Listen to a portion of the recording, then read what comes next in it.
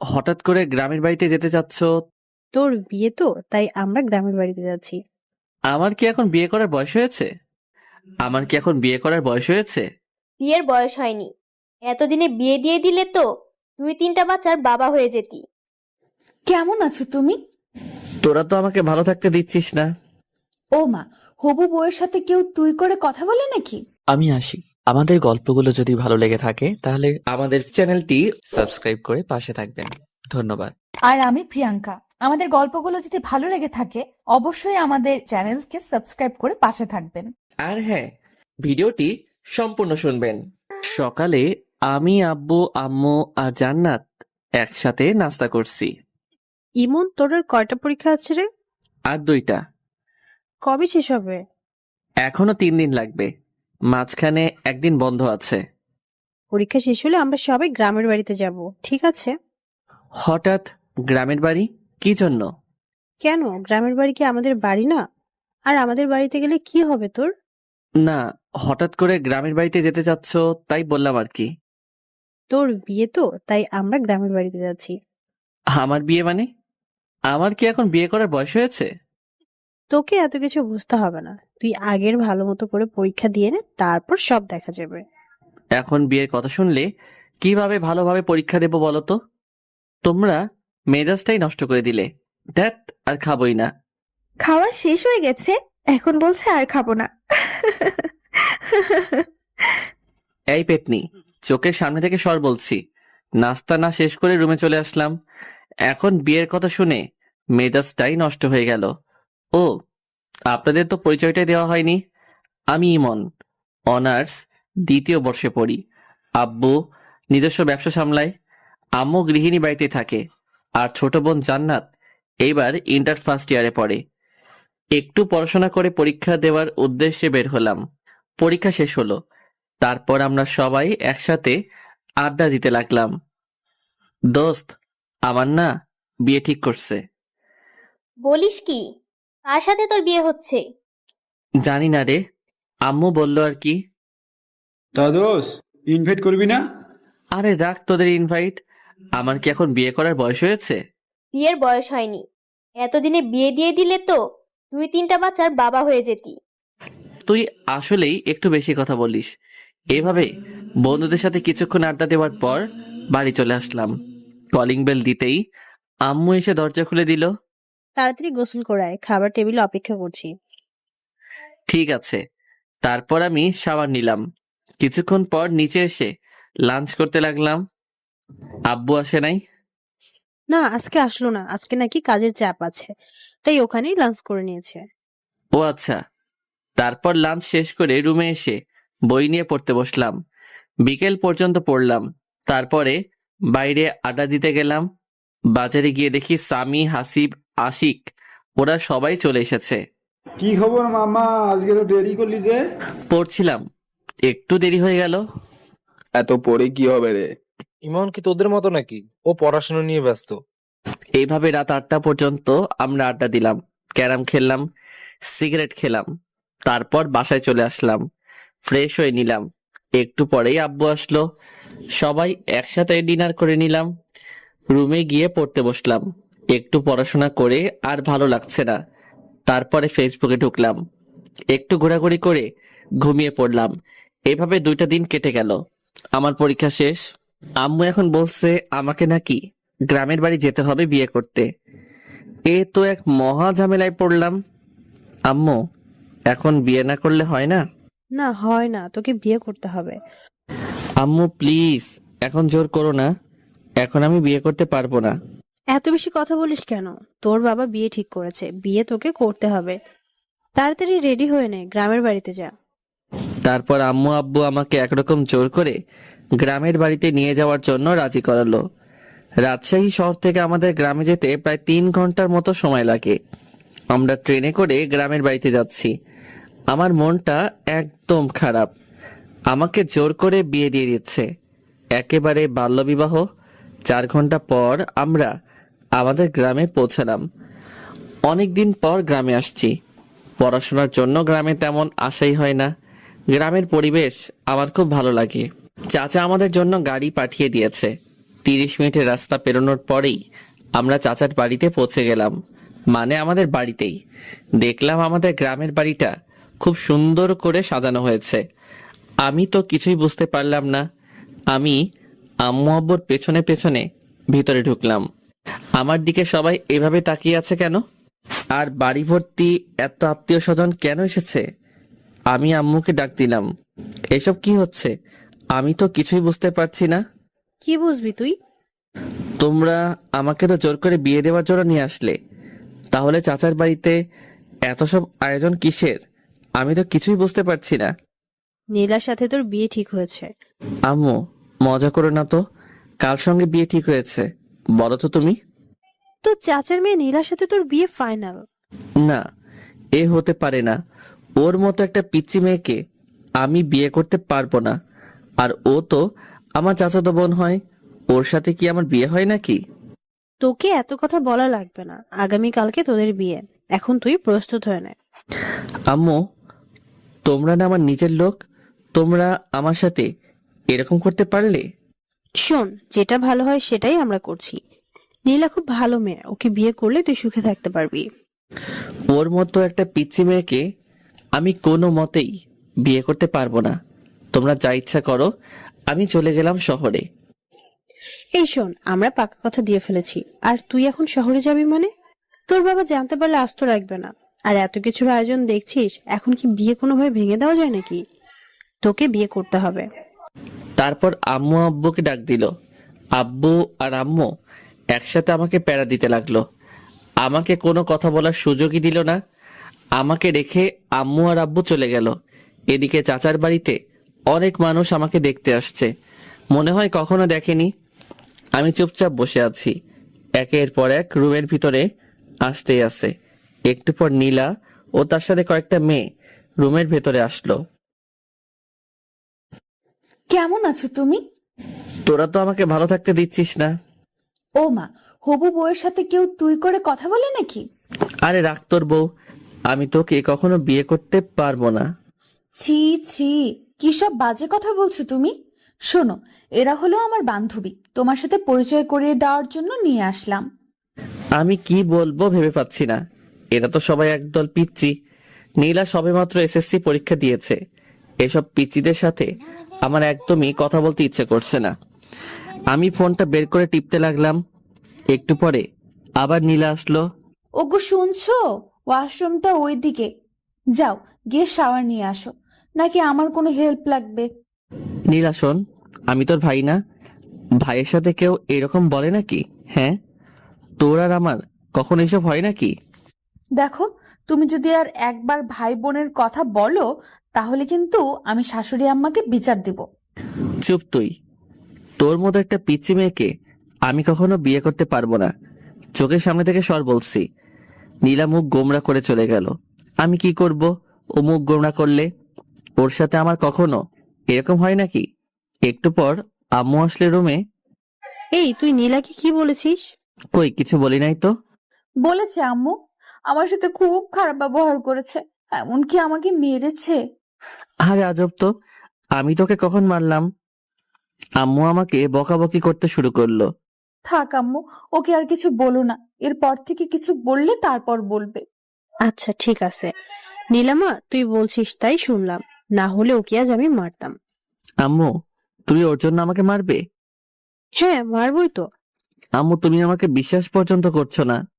চুপ তুই, নীলা যা বলে তাই কর বলছি। আম্মু চলে গেল। নীলা শুধু চুপি চুপি হাসছে। এটা কি হলো? কিছুই হলো না। তুমি আমার কথা না শুনলে এরকমই হবে, ঠিক আছে? তুই আমার সাথে এরকম করবি? এইরকমই করব। এখন যাও বলছি, শাওয়ার নিয়ে আসো। যাব না। তোর বাপের কি? কি এত বড় কথা? আম্মু! আমি অমনি নীলার মুখটা চেপে ধরলাম। কি করছিস কি? আম্মুকে ডাকার কি দরকার? আমি আম্মুকে বলবো তুমি আমাকে আবার মারছো। তুই মিথ্যে কথা বলবি? কই মিথ্যা বলছি? আম্মুকে ডাকবো? না থাক। ওকে যাও, শাওয়ার নিয়ে আসো। তোর কথা মতো নাকি? আবার থামো, দেখাচ্ছি মজা। এই বলে নীলা আমাকে ঠেলতে ঠেলতে ওয়াশরুমের মধ্যে নিয়ে গেল। ওয়াশরুমের ভিতরে গিয়ে দরজা বন্ধ করে দিল। এই এই এই, এটা কি করছিস তুই? বেশি কথা বলো না, চুপচাপ শাওয়ারের নিচে গিয়ে দাঁড়াও। কি? আমি তোর সামনে গোসল করব? যা বলছি তুই এখান থেকে। এই যে মিস্টার, চোখ নামিয়ে কথা বলো, নয়তো আমি কিন্তু চিৎকার করব। চিৎকার করবি মানে? চিৎকার করব, আর সবাইকে বলবো তুমি আমাকে ওয়াশরুমে নিয়ে এসে দরজা বন্ধ করে দিয়েছো। এই না না, এমন করিস না, আমার লক্ষ্মী বোন। কি? তুমি আবার আমাকে বোন বলছো? দাঁড়াও দেখাচ্ছি। এই বলে নীলা আমার একেবারে কাছে এসে আমার গলা জড়িয়ে ধরলো। আমাকে একটা লিপ কিস দিয়ে পালিয়ে গেল। ওর মতো একটা মেয়ে আমাকে কিস করলো। ওকে তো কোনোভাবেই বিয়ে করা যাবে না, আমার জীবনটা একেবারে শেষ করে দেবে। তারপরে আমি শাওয়ার নিলাম। হায় রে, ওয়াশরুমে আমি তো কোনো কাপড় নিয়ে আসি নাই। এখন আমি কি করব? এই অবস্থায় আমি কিভাবে বাইরে যাব? ওয়াশরুমের দরজা খুলে একটু মুখ বাড়াতেই দেখলাম নীলা বিছানার উপর বসে আছে। ওই নীলা, আমি না ওয়াশরুমের ভেতরে কিছুই নিয়ে আসি নাই। ব্যাগ থেকে আমার কিছু কাপড় দে না প্লিজ। এইভাবে বললে হবে না, মিষ্টি করে বলো, তারপরে আমি দিয়ে যাচ্ছি। মিষ্টি করে কিভাবে বলবো? তুমি বলো, ওগো শুনছো, ব্যাগ থেকে আমার কিছু কাপড় দিয়ে যাও না। কি আর করব, নীলার কথা শোনা ছাড়া আমার তো আর কোনো উপায় নেই। ওগো বউ শুনছো, ব্যাগ থেকে আমার কিছু কাপড় দিয়ে যাও না। নীলা হাসতে হাসতে কাপড় নিয়ে আমার সামনে এসে দাঁড়ালো। আর কোনো হেল্প লাগবে নাকি? মানে? না, চেঞ্জ করার। আমি অমনি দরজা আটকে দিলাম। ওর মতো একটা পিচ্চি মেয়ের সাথে আমি কিভাবে সারা জীবন কাটাবো? তারপরে চেঞ্জ করে রুমের ভিতরে আসলাম। দেখলাম নীলা সোফায় বসে আছে। কি তোর সমস্যা কি? তুই সব সময় এখানে কি করছিস? তুমি আমার সাথে ভালোভাবে কথা বলবে কিন্তু, না হলে। না হলে? না হলে কি করবি তুই? তোর মতো একটা পিচ্চি মেয়ে আমাকে শুধু বিরক্ত করতে জানিস। ওকে, আর বিরক্ত করব না, এখন শুধু ভালোবাসবো। এই বলে নীলা আমার কাছে আসতে থাকলো। আমি আস্তে আস্তে পেছনে সরে যাচ্ছি। সরতে সরতে দেওয়ালের সাথে আটকে গেলাম। এই পিচ্ছি, একদম কাছে আসবি তো বলছি। নীলা আস্তে আস্তে আমার একেবারে কাছে চলে আসলো। ভয় করছো কেন? কালই তো আমাদের বিয়ে, তারপর তো সব ঠিক হয়ে যাবে, তাই না? তুই সর বলছি। ওকে চলো, নিচে সবাই লাঞ্চ করার জন্য অপেক্ষা করছে। তুই যা, আমি তোর সাথে যাব না। বেশি কথা বলো না, একসাথে চলো বলছি, না হলে কিন্তু আবার কাছে আসবো। না না, কাছে আসিস না, চল তোর সাথে যাব। তারপর আমি নিচে গিয়ে লাঞ্চ করার জন্য একটা চেয়ারে গিয়ে বসলাম। সবাই আমাদের দিকে তাকিয়ে আছে। আমাদের বলতে আমার আর নীলার দিকে সবাই হাঁ করে তাকিয়ে আছে। নীলার আম্মু মানে চাচি বলল, নীলা তুই জামাইয়ের পাশে গিয়ে বস। আমি তো একদম অবাক, চাচি আমাকে আগেই জামাই বলছে। না কোনো পাগলের পাল্লায় পড়লাম রে, যে কিছুই বুঝতে পারছি না। এদিকে নীলা আমার পাশের চেয়ারে বসে আমাকে শুধু বিরক্ত করে যাচ্ছে, পা দিয়ে শুধু আমার পায়ে টোকা দিচ্ছে। আমি তাড়াতাড়ি লাঞ্চ শেষ করে রুমে এসে দরজা বন্ধ করে দিলাম, যাতে পিচ্চিটা আমাকে বিরক্ত করতে না পারে। আমি ফোনটা বের করে স্বামীকে একটা ফোন দিলাম। মামা, কি খবর? কি করছিস? আর বলিস না, এখানে আমার একদম ভালো লাগছে না। কবে যে বাসায় আসবো রে। কেন ভালো লাগছে না কেন? এখানে সব পিচিদের পাল্লায় পড়েছি, আমার একদমই ভালো লাগছে না। আচ্ছা মামা, তাহলে থাক। আমরা সবাই এখন ব্যস্ত আছি, পরে কথা হবে। কিসের ব্যস্ত? আরে তোদের বাড়িটা সুন্দর করে সাজিয়ে দিচ্ছি মামা। আসল ঘরটা এমন করে সাজিয়েছি না, খেলা হবে। রাখ তোর খেলা। তারপরে ফোনটা কেটে দিলাম। ফেসবুকে ঢুকে অযথাই ঘোরাঘুরি করলাম, কিছুই যে ভালো লাগছে না। এদিকে তো ফেসবুকে শুধু মেসেজ আসতেই আছে, সবাই উইশ করছে, বিয়ের উইশ। আমি বুঝতে পারলাম না এত বন্ধু বান্ধব ফেসবুকে, এরা আমার বিয়ের কথা জানলো কিভাবে। তারপরে দেখলাম আশিক আমার বিয়ে নিয়ে ফেসবুকে একটা পোস্ট করেছে। মেজাজটাই তো গরম হয়ে গেল। তারপরে বিকেল হয়ে আসলো। এদিকে নীলা এসে বারবার আমাকে বিরক্ত করছে। একটু পরপরই আমার রুমে আসছে, এটা সেটা বলছে। ওর বান্ধবীরা আমাকে নিয়ে হাসাহাসি করছে। আমি বুঝতে পারলাম না ওদের মতো এক একটা পিচ্চিদের সাহস কিভাবে হয় আমাকে নিয়ে হাসাহাসি করার। আমি কিছুই বললাম না, কারণ এখানে অনেক আত্মীয় স্বজন আছে। ওরা যদি জানতে পারে তাহলে কি বলবে। তারপরে রাত হয়ে আসলো, বিয়েটা তাহলে হয়ে যাচ্ছে। আমি কিছু করতে পারছি না। কি আজব, চাচাতো বোনের সাথে বিয়ে, ভাবতেই কেমন লজ্জা লাগছে। তাও একটা পিচ্চি মেয়ে, যে কিনা এবার এসএসসি দিল মাত্র। বাইরে সবাই অনেক আনন্দ করছে, গান বাজছে খুব জোরে। আমি রুমের মধ্যে বসে আছি, নিচে সবাই যে যার মতো ব্যস্ত। রুমের মধ্যে বসে মোবাইল টিপতেছি, এমন সময় নীলা আসলো। কি ব্যাপার মশাই, একা একা রুমের মধ্যে? নিচে চলেন, সবাই অনেক মজা করছে। তোর সমস্যা কি? আমি একা থাকলে? তুই যা, আমি যাব না। শোনো, তোমাকে অনেক বলেছি তুমি আমার সাথে ভালোভাবে কথা বলবে। বলবো না, কি করবি তুই?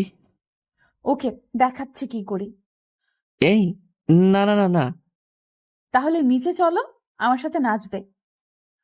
কি, তোর সাথে নাচবো? তাও আবার আমি? এত অবাক হয়ে লাভ নেই, যাবে কিনা সেটা তাড়াতাড়ি বলো। কখনই যাব না, তুই যা তো। ওকে, দেখাচ্ছি। এই শোন, আমার না এত জোরে আওয়াজ একদম পছন্দ না। জোরে সাউন্ড হলে আমার মাথায় সমস্যা হয়, তার জন্যই আমি নিজে যেতে চাচ্ছি না আর কি। সত্যি বলছো? হ্যাঁ, একদম সত্যি।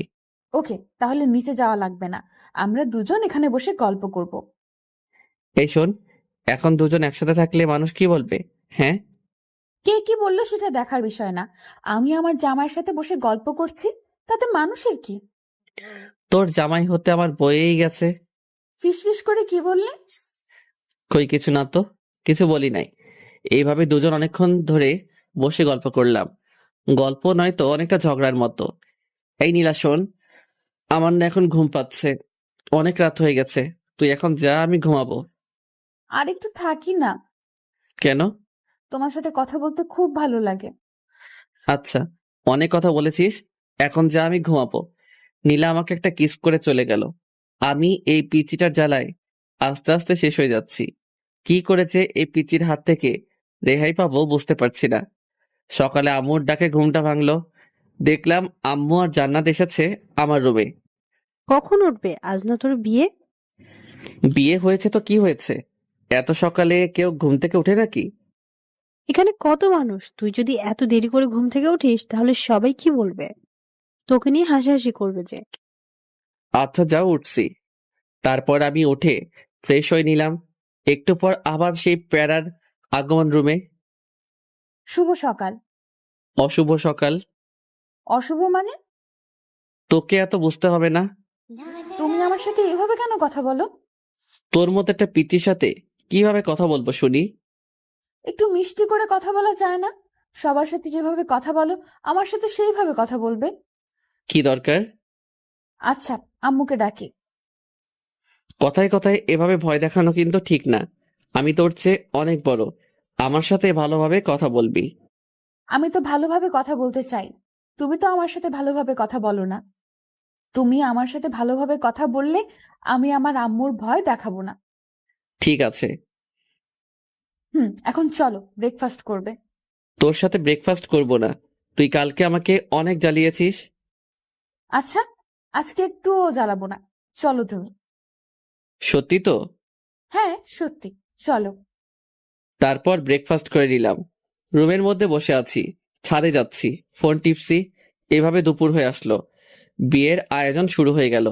আমি একটা সাদা পাঞ্জাবি পরেছি, একেবারে বুড়া বুড়া লাগছে। সাদা পাঞ্জাবি আমি আগে কখনো পরি নাই, আজকে আম্মু অনেক জোরাজোরি করলো তাই পরলাম। আর বিয়েতে নাকি সাদা কাপড় পরতে হয়। একটু পরে কাজী সাহেব বিয়ে পড়াতে শুরু করলো। আমি চুপচাপ বসে আছি, সবাই ছবি তোলা নিয়ে ব্যস্ত। এদিকে শহর থেকে আমার বন্ধু বান্ধব এবং আব্বুর অনেক বন্ধু বান্ধব, অনেকেই আমার বিয়েতে। বিয়ের কার্যক্রম একেবারে শেষ, এখন বাড়িতে যাওয়ার পালা। চাচা চাচি নীলাকে আমার হাতে তুলে দিল। তারা অনেক কান্নাকাটি করছে, নীলাও অনেক কান্নাকাটি করছে। আমার তো একটু একটু হাসি পাচ্ছে। যাই হোক, চুপচাপ দাঁড়িয়ে থাকলাম। একটু পর আমরা আমাদের বাড়িতে যাওয়ার জন্য রওনা দিলাম। অনেক দূরের রাস্তা, যেতে যেতে প্রায় সন্ধ্যা পেরিয়ে যাবে। নীলা আমার পাশের সিটে বসে আছে, একটু পর পর আমার দিকে তাকাচ্ছে আর হাসছে। আমি তো পিচিটার কাহিনী দেখে একেবারে অবাক, কখনো কাঁদছে কখনো হাসছে, কিছুই বুঝতে পারছি না। কিছু দূর যাওয়ার পরে নীলা আমার কাঁধে মাথা রেখে ঘুমিয়ে পড়ল। এই প্রথম নীলার মুখের দিকে ভালো করে তাকাইলাম। বাহ, পিচ্চিটাকে দেখতে কিন্তু খুব সুন্দর লাগছে। একেবারে বউ বউ লাগছে। এই, আমি কি সব ভাবছি? নীলার মতো একটা পিচ্চি মেয়েকে নিয়ে? ওকে তো আমি কোনোদিনও বউ হিসেবে মেনে নিব না। আমি কি সব আজে বাজে চিন্তা করছি। এভাবে নানান কথা ভাবতে ভাবতে সন্ধ্যায় বাড়িতে পৌঁছে গেলাম। গাড়ি থেকে নামতেই আমি রীতিমতো অবাক। ওয়াও, আমাদের বাড়িটাকে দেখতে কি সুন্দর লাগছে! কি সুন্দরভাবে লাইটিং করা হয়েছে! বাড়িটার সৌন্দর্য দেখে আমি মুগ্ধ হয়ে যাচ্ছি। বাড়ি দেখতে দেখতেই ভেতরে চলে আসলাম। আমি আমার রুমে যাব অমনি দেখলাম দরজায় একটা তালা ঝোলানো। তারপরে দেখলাম সামি, আশিক, হাসিব সবাই দরজার সামনে চলে আসলো। কি খবর? এই সন্ধ্যায় বাসর ঘরে যাওয়ার জন্য এত আগ্রহ? না, বাসর ঘরে যাব মানে? আমি তো আমার রুমে যাচ্ছিলাম। বুঝেছি ভাই, আমাদের আর বোঝাতে হবে না। আর একটু ধৈর্য ধরে অপেক্ষা কর ভাই। আমি কোনো কথা না বলে পাশের রুমে ফ্রেশ হতে চলে গেলাম। আম্মু এসে আমাকে আরেকটা পাঞ্জাবি দিল। বলল, তুই এই পাঞ্জাবিটা পর। আম্মু, সাদা কালারের পাঞ্জাবি পরতে একদম ভালো লাগে না। আমি এখন পাঞ্জাবি পরবো কেন? আমি এখন টি শার্ট পরবো। বাসুরাতে কেউ টি শার্ট পরে নাকি? আচ্ছা তুই থাম, আমি সাদাটা চেঞ্জ করে অন্য একটা কালারের পাঞ্জাবি নিয়ে আসছি। আচ্ছা ঠিক আছে। ফ্রেশ হয়ে বন্ধুদের সাথে আড্ডা দিতে লাগলাম। সবাই মিলে অনেক মজা করছি। সবাই তো শুধু বাসর ঘর করছে। আমার তো শুনতে একদমই ভালো লাগছে না। রাত 11টা বেজে গেল। আম্মু আব্বু এসে আমাকে বকাবকি করতে শুরু করে দিল। তোর বুদ্ধি বলতে কিছুই নেই। এখন রাত 11টা বেজে গেছে আর তুই এখনো বসে আছিস? যা তাড়াতাড়ি রুমে যা। মাথা নিচু করে চুপচাপ রুমে যাচ্ছি। দরজার সামনে যেতেই সামি আমার কাছে আসলো। মামা, বালিশের নিচে রাখা আছে।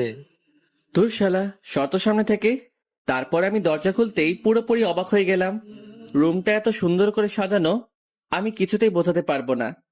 আমি এদিকে ওদিকে ঘুরে রুমটা দেখতে লাগলাম। বিছানাটাও খুব সুন্দর করে সাজানো। চোখ পড়লো নীলার দিকে।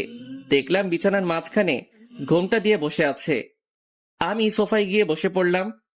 এই, তুমি সোফায় কেন বসলে? তোর মাথায় বসবো নাকি? বাসর রাতে কেউ কারো মাথায় বসে না। তুমি আমার সামনে এসে বসো। তোর সামনে আমি বসবো না। এটা কিন্তু বাড়াবাড়ি হয়ে যাচ্ছে। কাছে আসো বলছি। শোন, তোর মতো একটা পিচ্চি মেয়েকে আমি বউ হিসেবে কখনোই মেনে নেব না। কেন, আমার দোষ কি? কি করেছি আমি? জানি না কি তোর দোষ, কিন্তু তোর মতো একটা পিচ্চি মেয়েকে আমি আমার বউ করে নিতে পারবো না। কেন আমাকে বউ হিসেবে মেনে নিবে না? তাহলে কেন আমাকে বিয়ে করলে? আব্বু আম্মুর জোরাজোরিতে তোকে বিয়ে করেছি, না হলে কখনোই তোর মতো পিচ্চিকে আমি বিয়ে করতাম না। বিয়েটা কি একটা ছেলে খেলা পেয়েছো নাকি, যে তুমি তোমার আব্বু আম্মুর জোরাজোরিতেই আমাকে বিয়ে করবে আর আমার জীবনটা নষ্ট করে দেবে? তোর জীবন নষ্ট করতে চাইনি। বিয়ে করেছো আর এখন বলছো বউ হিসেবে মানি না? দেখাচ্ছি তোমায়। নীলা বিছানা থেকে নেমে আমার কাছে আসছে। দেখ পিচ্চি, একদম আমার কাছে আসার চেষ্টা করবি না, না হলে কিন্তু খবর আছে। কি করবে তুমি শুনি? মারবো তোকে। আম্মু, আম্মু, তোমার ছেলে আমাকে মারছে। এই পিচ্চি, চিৎকার করছিস কেন? আমি তোকে কখন মারলাম? মারতে চেয়েছো তো নাকি? মারতে চেয়েছি কিন্তু মারি নাই তো। আচ্ছা তোকে মারবো না, এখন আমি ঘুমাবো। আর একটা কথাও বলবি না। ওই, বাসর রাতে কেউ ঘুমায় নাকি? আর তুমি বিছানায় চলো। সোফায় কেন বসে আছো? তোর কাছে আমি যাব না, আমার থেকে দূরে থাকবি। কি দূরে থাকবো? দাঁড়াও দেখাচ্ছি। এই বলে নীলা আমার কোলে এসে বসলো। এই পিচ্চি, কি করছিসটা কি? ওঠ বলছি। উঠবো না। আর তুমি এত কথা বলবে না, না হলে কিন্তু আমি চিৎকারও করব। তখন বুঝবে কি হয়। না, চিৎকার করিস না। তারপরে নীলা আমার হাত ধরে আমাকে বিছানায় নিয়ে গেল। তোর সঙ্গে একসাথে ঘুমাতে পারবো না। ঘুমাতে কে বলছে? তাহলে দেখবে। কি দেখবো? এই বলে নীলা আমাকে ধাক্কা দিয়ে বিছানায় ফেলে দিল। তারপরে আমার বুকের উপরে উঠে গলা জড়িয়ে ঠোঁটে ঠোঁট লাগিয়ে দিল। নীলা আমার বুকের উপরে থাকায় আমি কিছুতেই ওকে নামাতে পারছি না, আর এদিকে কিছু বলতেও পারছি না, কারণ চার ঠোঁট একসাথে বন্দী হয়ে আছে। অনেকক্ষণ পর নীলা আমাকে ছাড়লো। দুজনেই অনেক হাঁপাচ্ছি, কেউ কোনো কথা বলতে পারছি না। একটু পরে নীলা আমার বুকের উপর মাথা রেখে শুয়ে পড়ল। এই পিচি, তোকে অনেকক্ষণ থেকে সহ্য করছি, এখন আমার উপর থেকে নাম বলছি। শোনো, তুমি বেশি কথা বলবে না বলছি, না হলে কিন্তু আমি আম্মুর কাছে বিচার দিব। আর তারপরে কি হবে তুমি ভালোভাবেই বুঝতে পারছো। আমি আর কোনো কথা বললাম না। কারণ কথা বলার কোনো রাস্তা নেই। সব রাস্তা এই পিচি শয়তানি আটকে দিয়েছে। আমি শুধু ভাবছি এই পিচির হাত থেকে কিভাবে রেহাই পাবো। আল্লাহ, তুমি আমাকে এর হাত থেকে বাঁচাও। আমি আর পারছি না। এইটুকু একটা মেয়েকে কিভাবে নিজের বউ করে নেব বুঝতে পারছি না। তাও আমার চাচাতো বোন, মেনে নেওয়া একেবারে অসম্ভব। এই নীলা, এবার আমার উপর থেকে নাম, নেমে ঘুমা। অনেক রাত হয়েছে। বাসর রাতে কেউ ঘুমায় না। ওকে, আমার উপর থেকে নাম। আমার অনেক ভারী লাগছে তো। তারপরে নীলা আমার উপর থেকে নামলো, কিন্তু ছাড়লো না। মানে পাশ কাটিয়ে আমাকে জড়িয়ে ধরে আছে। দেখ নীলা, অনেক জার্নি করেছি, আমার ভীষণ টায়ার্ড লাগছে। আমাকে ঘুমাতে হবে, না হলে অসুস্থ হয়ে পড়বো। আরো অনেক কিছু বাকি আছে। আর তুমি এখনই ঘুমাবে? মানে? মানে বোঝো না? তুমি তো অনেক বড়, আমাকে পিচ্চি বলে, আর তুমি বোঝো না? আমি এইটুকু মেয়ের কথা শুনে একেবারে অবাক হয়ে যাচ্ছি। নীলা দেখ, জোর করে ভালোবাসা পাওয়া যায় না। আমি জোর করে আমার স্বামীর ভালোবাসা আদায় করে নিব। আমি পাশ কাটিয়ে অন্যদিকে ঘুরলাম। নীলা আমাকে পেছন থেকে জড়িয়ে ধরছে। নীলা হয়তো আমার আদর পাওয়ার জন্য অপেক্ষা করছে, কিন্তু আমি এই পিচ্চি মেয়েটাকে কিছুতেই বউ হিসেবে মানতে পারছি না। নীলা নড়াচড়া করছে, আমি চুপচাপ শুয়ে আছি। একটু পর পর আমাকে ছাড়ছে, আবার জড়িয়ে ধরছে। অনেকক্ষণ পর লক্ষ্য করলাম নীলা আর নড়ছে না, হয়তো ঘুমিয়ে পড়েছে। আমিও এটা সেটা ভাবতে ভাবতে ঘুমিয়ে পড়লাম। সকালে ঘুম থেকে উঠে আমি নীলাকে দেখে চমকে উঠলাম। কি যে বলবো বুঝতে পারছি না। নীলার শাড়ি একেবারে এলোমেলো হয়ে আছে। আমি তো প্রথমবার দেখে ভীষণ লজ্জা পেয়েছি। এইটুকু একটা পিচ্চি মেয়ে যে কিনা নিজের শাড়ি সামলাতে পারে না, সে আমাকে কিভাবে সামলাবে? আমি অন্যদিকে তাকিয়ে নীলার শাড়িটা ওর গায়ের উপর দিতেই ও আমার হাত চেপে ধরলো। আমি বুঝতে পারলাম ও মজা করছে, মানে জেগে আছে। হাত ছাড় বলছি। চলো, তোমার জন্য অপেক্ষা করছিলাম। কোথায় যাব? গোসল করতে। আমি এত সকালে গোসল করি না। এখন থেকে প্রতিদিন সকালে গোসল করতে হবে। বললাম তো আমি সকালে গোসল করি না, তুই যা। এই, রাতে কি করলে ভুলে গেছো? এখন গোসল করবে না বললেই হবে? চলো বলছি। এই ওয়েট, রাতে কি করলাম মানে? তুই কি বলতে চাচ্ছিস? ওসব কথা আমি বলতে পারবো না, তুমি তাড়াতাড়ি গোসল করবে, চলো। এই বলে নীলা আমাকে টানতে টানতে ওয়াশরুমের মধ্যে নিয়ে গেল। আমি তো একেবারে ভ্যাবাচেকা খেয়ে গেলাম। নীলের সাথে এসব কি করলাম আমি, ভাবতে লজ্জা লাগছে। নীলা শাওয়ার ছেড়ে দিল, অমনি আমার ধ্যান ভেঙে গেল। এই কি করছিসটা কি? কেন, গোসল করছি। তাই বলে দুজন একসাথে? তুই বাইরে যা। এই শোনো, এখন থেকে দুইজন একসাথে গোসল করব, ঠিক আছে? না, একসাথে কখনোই গোসল করব না। তুই বের হয়ে যা বলতেছি। নীলা আমাকে জড়িয়ে ধরলো, দুজনেই কাক ভেজা হয়ে ভিজে গেছি। তারপরে নীলা আমাদের কাপড়গুলো ছাদে শুকাতে দিয়ে আসলো। আমি রুমের মধ্যে বসে আছি। একটু পর নীলা আসলো, এসে চিরুনি করতে লাগলো। নীলা একটু পর পর আমার দিকে তাকাচ্ছে আর হাসছে। আমি তো শুধু রাতের কথাই ভাবতেছি, কি করলাম এগুলা। জান্নাত রুমের মধ্যে আসলো। ভাইয়া, তোমরা নিচে চলো, ব্রেকফাস্ট করার জন্য সবাই বসে আছে। তারপরে আমরা তিনজন একসাথে নিচে গেলাম, গিয়ে ব্রেকফাস্ট করতে লাগলাম। আম্মু খাবার সার্ভ করে দিচ্ছে। বড় আম্মু, এগুলো আমাকে দাও, আমি সার্ভ করে দিচ্ছি। তুমি বরং বসে পড়ো, একসাথে খেয়ে নাও। এই পাগলি মেয়ে, এখন তো আমি তোর বড় আম্মু নই, এখন আমাকে শুধু আম্মু বলে। ঠিক আছে আম্মু, তুমি বসে পড়ো, আমি সার্ভ করছি। এই না, তুই তো অনেক ছোট, তুই এখন এগুলা করবি না, বড় হয়ে তারপরে করবি। ঠিক আছে আম্মু। তারপরে আমি ব্রেকফাস্ট শেষ করে ছাদে গেলাম। বসে বসে শুধু রাতের কথাই ভাবছি, কি বলতে কি করে ফেললাম। একটু পরে আশিক, হাসিব, সামি এরা ছাদে আসলো। কি খবর মামা, কেমন এনজয় করলি? খুব ভালো, তোরাও এবার একটা করে বিয়ে করে ফেল। করবো, সময় হলে ঠিকই করব। তাড়াতাড়ি। এভাবে বন্ধুদের সাথে অনেকক্ষণ আড্ডা দিলাম। একটু পর নীলার বাড়ির লোকজন আসবে। আব্বু আমাকে বাড়িতে থাকতে বলেছে। আশিক, হাসিব এরা সবাই নিচে চলে গেল, ওদের নাকি কিছু কাজ আছে। আমি ছাদে বসে আছি, রুমে যাচ্ছি না, কারণ রুমে গেলে নীলা দুষ্টামি করতে শুরু করবে। কিছুক্ষণ পর নীলা আমাকে খুঁজতে খুঁজতে ছাদে চলে আসলো। তুমি এখানে কি করছো? আর আমি তোমাকে সারা বাড়ি খুঁজে পাচ্ছি না। আমাকে কেন খুঁজছিস? না, এমনি। তুমি আমার কাছাকাছি না থাকলে আমার ভালো লাগে না। কিন্তু আমার তোর কাছে থাকতে একদম ভালো লাগে না, তাই তোর থেকে দূরে আছি। যা, এখন তুই নিচে যা, আমাকে আমার মতো থাকতে দে। শোনো, তুমি কিন্তু এরকম করলে আমি আম্মুর কাছে বিচার দিব। কি বারবার আম্মু আম্মু করে ভয় দেখাস? যা তো চোখের সামনে থেকে। নীলা ছাদ থেকে নিচে চলে গেল। একটু পর আম্মুকে ডেকে নিয়ে আসলো ছাদে। এই তুই বৌমার সাথে ভালোভাবে কেন কথা বলি? কই, ভালোভাবেই তো কথা বলি। না আম্মু, আমার সাথে একদম ভালোভাবে কথা বলে না, আমাকে শুধু কথায় কথায় ধমক দেয়। এরপর থেকে যদি বৌমার সাথে এরকম ব্যবহার করিস তাহলে কিন্তু খবর আছে। তোর আব্বুর সাথে সবকিছু বলবো, তারপর বুঝবি। না আম্মু, এরপর থেকে আর ধমক দিয়ে কথা বলবো না। এবার থেকে ভালোভাবে কথা বলবো, ঠিক আছে? আচ্ছা ঠিক আছে, এরপর থেকে আর যেন এরকম কিছু না শুনি। আচ্ছা ঠিক আছে আম্মু। তারপরে আম্মু চলে গেল। নীলা মুচকি হাসছে।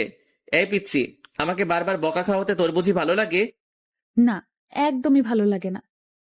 আমার প্রাণের স্বামী ছোট বাচ্চাদের মতো তার আম্মু আব্বুর কাছে বকা খায়, এগুলো আমার একদমই ভালো লাগে না।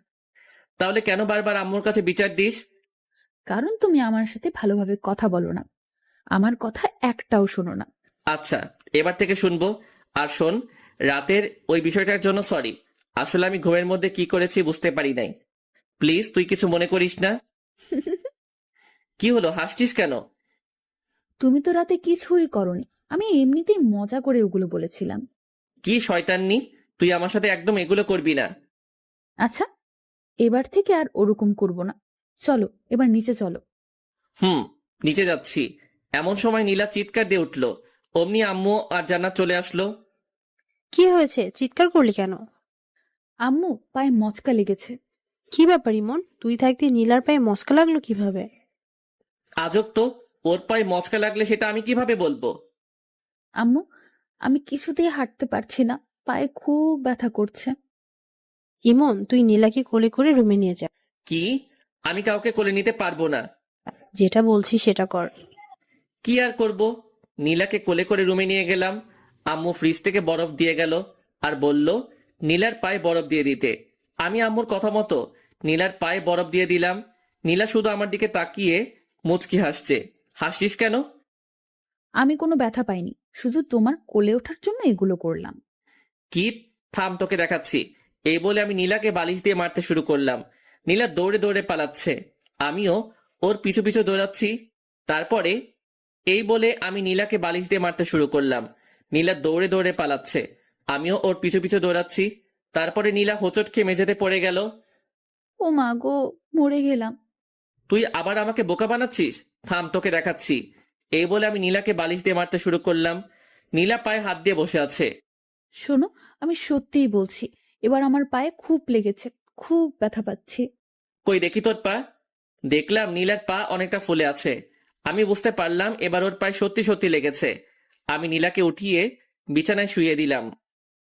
তারপর নীলার পায়ে বরফ লাগিয়ে দিলাম। একটু পর নীলার বাড়ির লোকজন আসলো। আমি আর নীলা সবার সাথে কথা বললাম। আম্মু বলল আমাকে নাকি আজকে নীলার বাড়িতে যেতে হবে, এটা নাকি নিয়ম। আমি অনেক অজুহাত দেখিয়ে না যাওয়ার চেষ্টা করলাম, কিন্তু আমাকে জোর করে পাঠিয়ে দিল। বিকেলের দিকে আমি নীলা আর জান্নাত রওনা দিলাম শ্বশুর বাড়িতে। পৌঁছাতে পৌঁছাতে রাত্রি হয়ে গেল।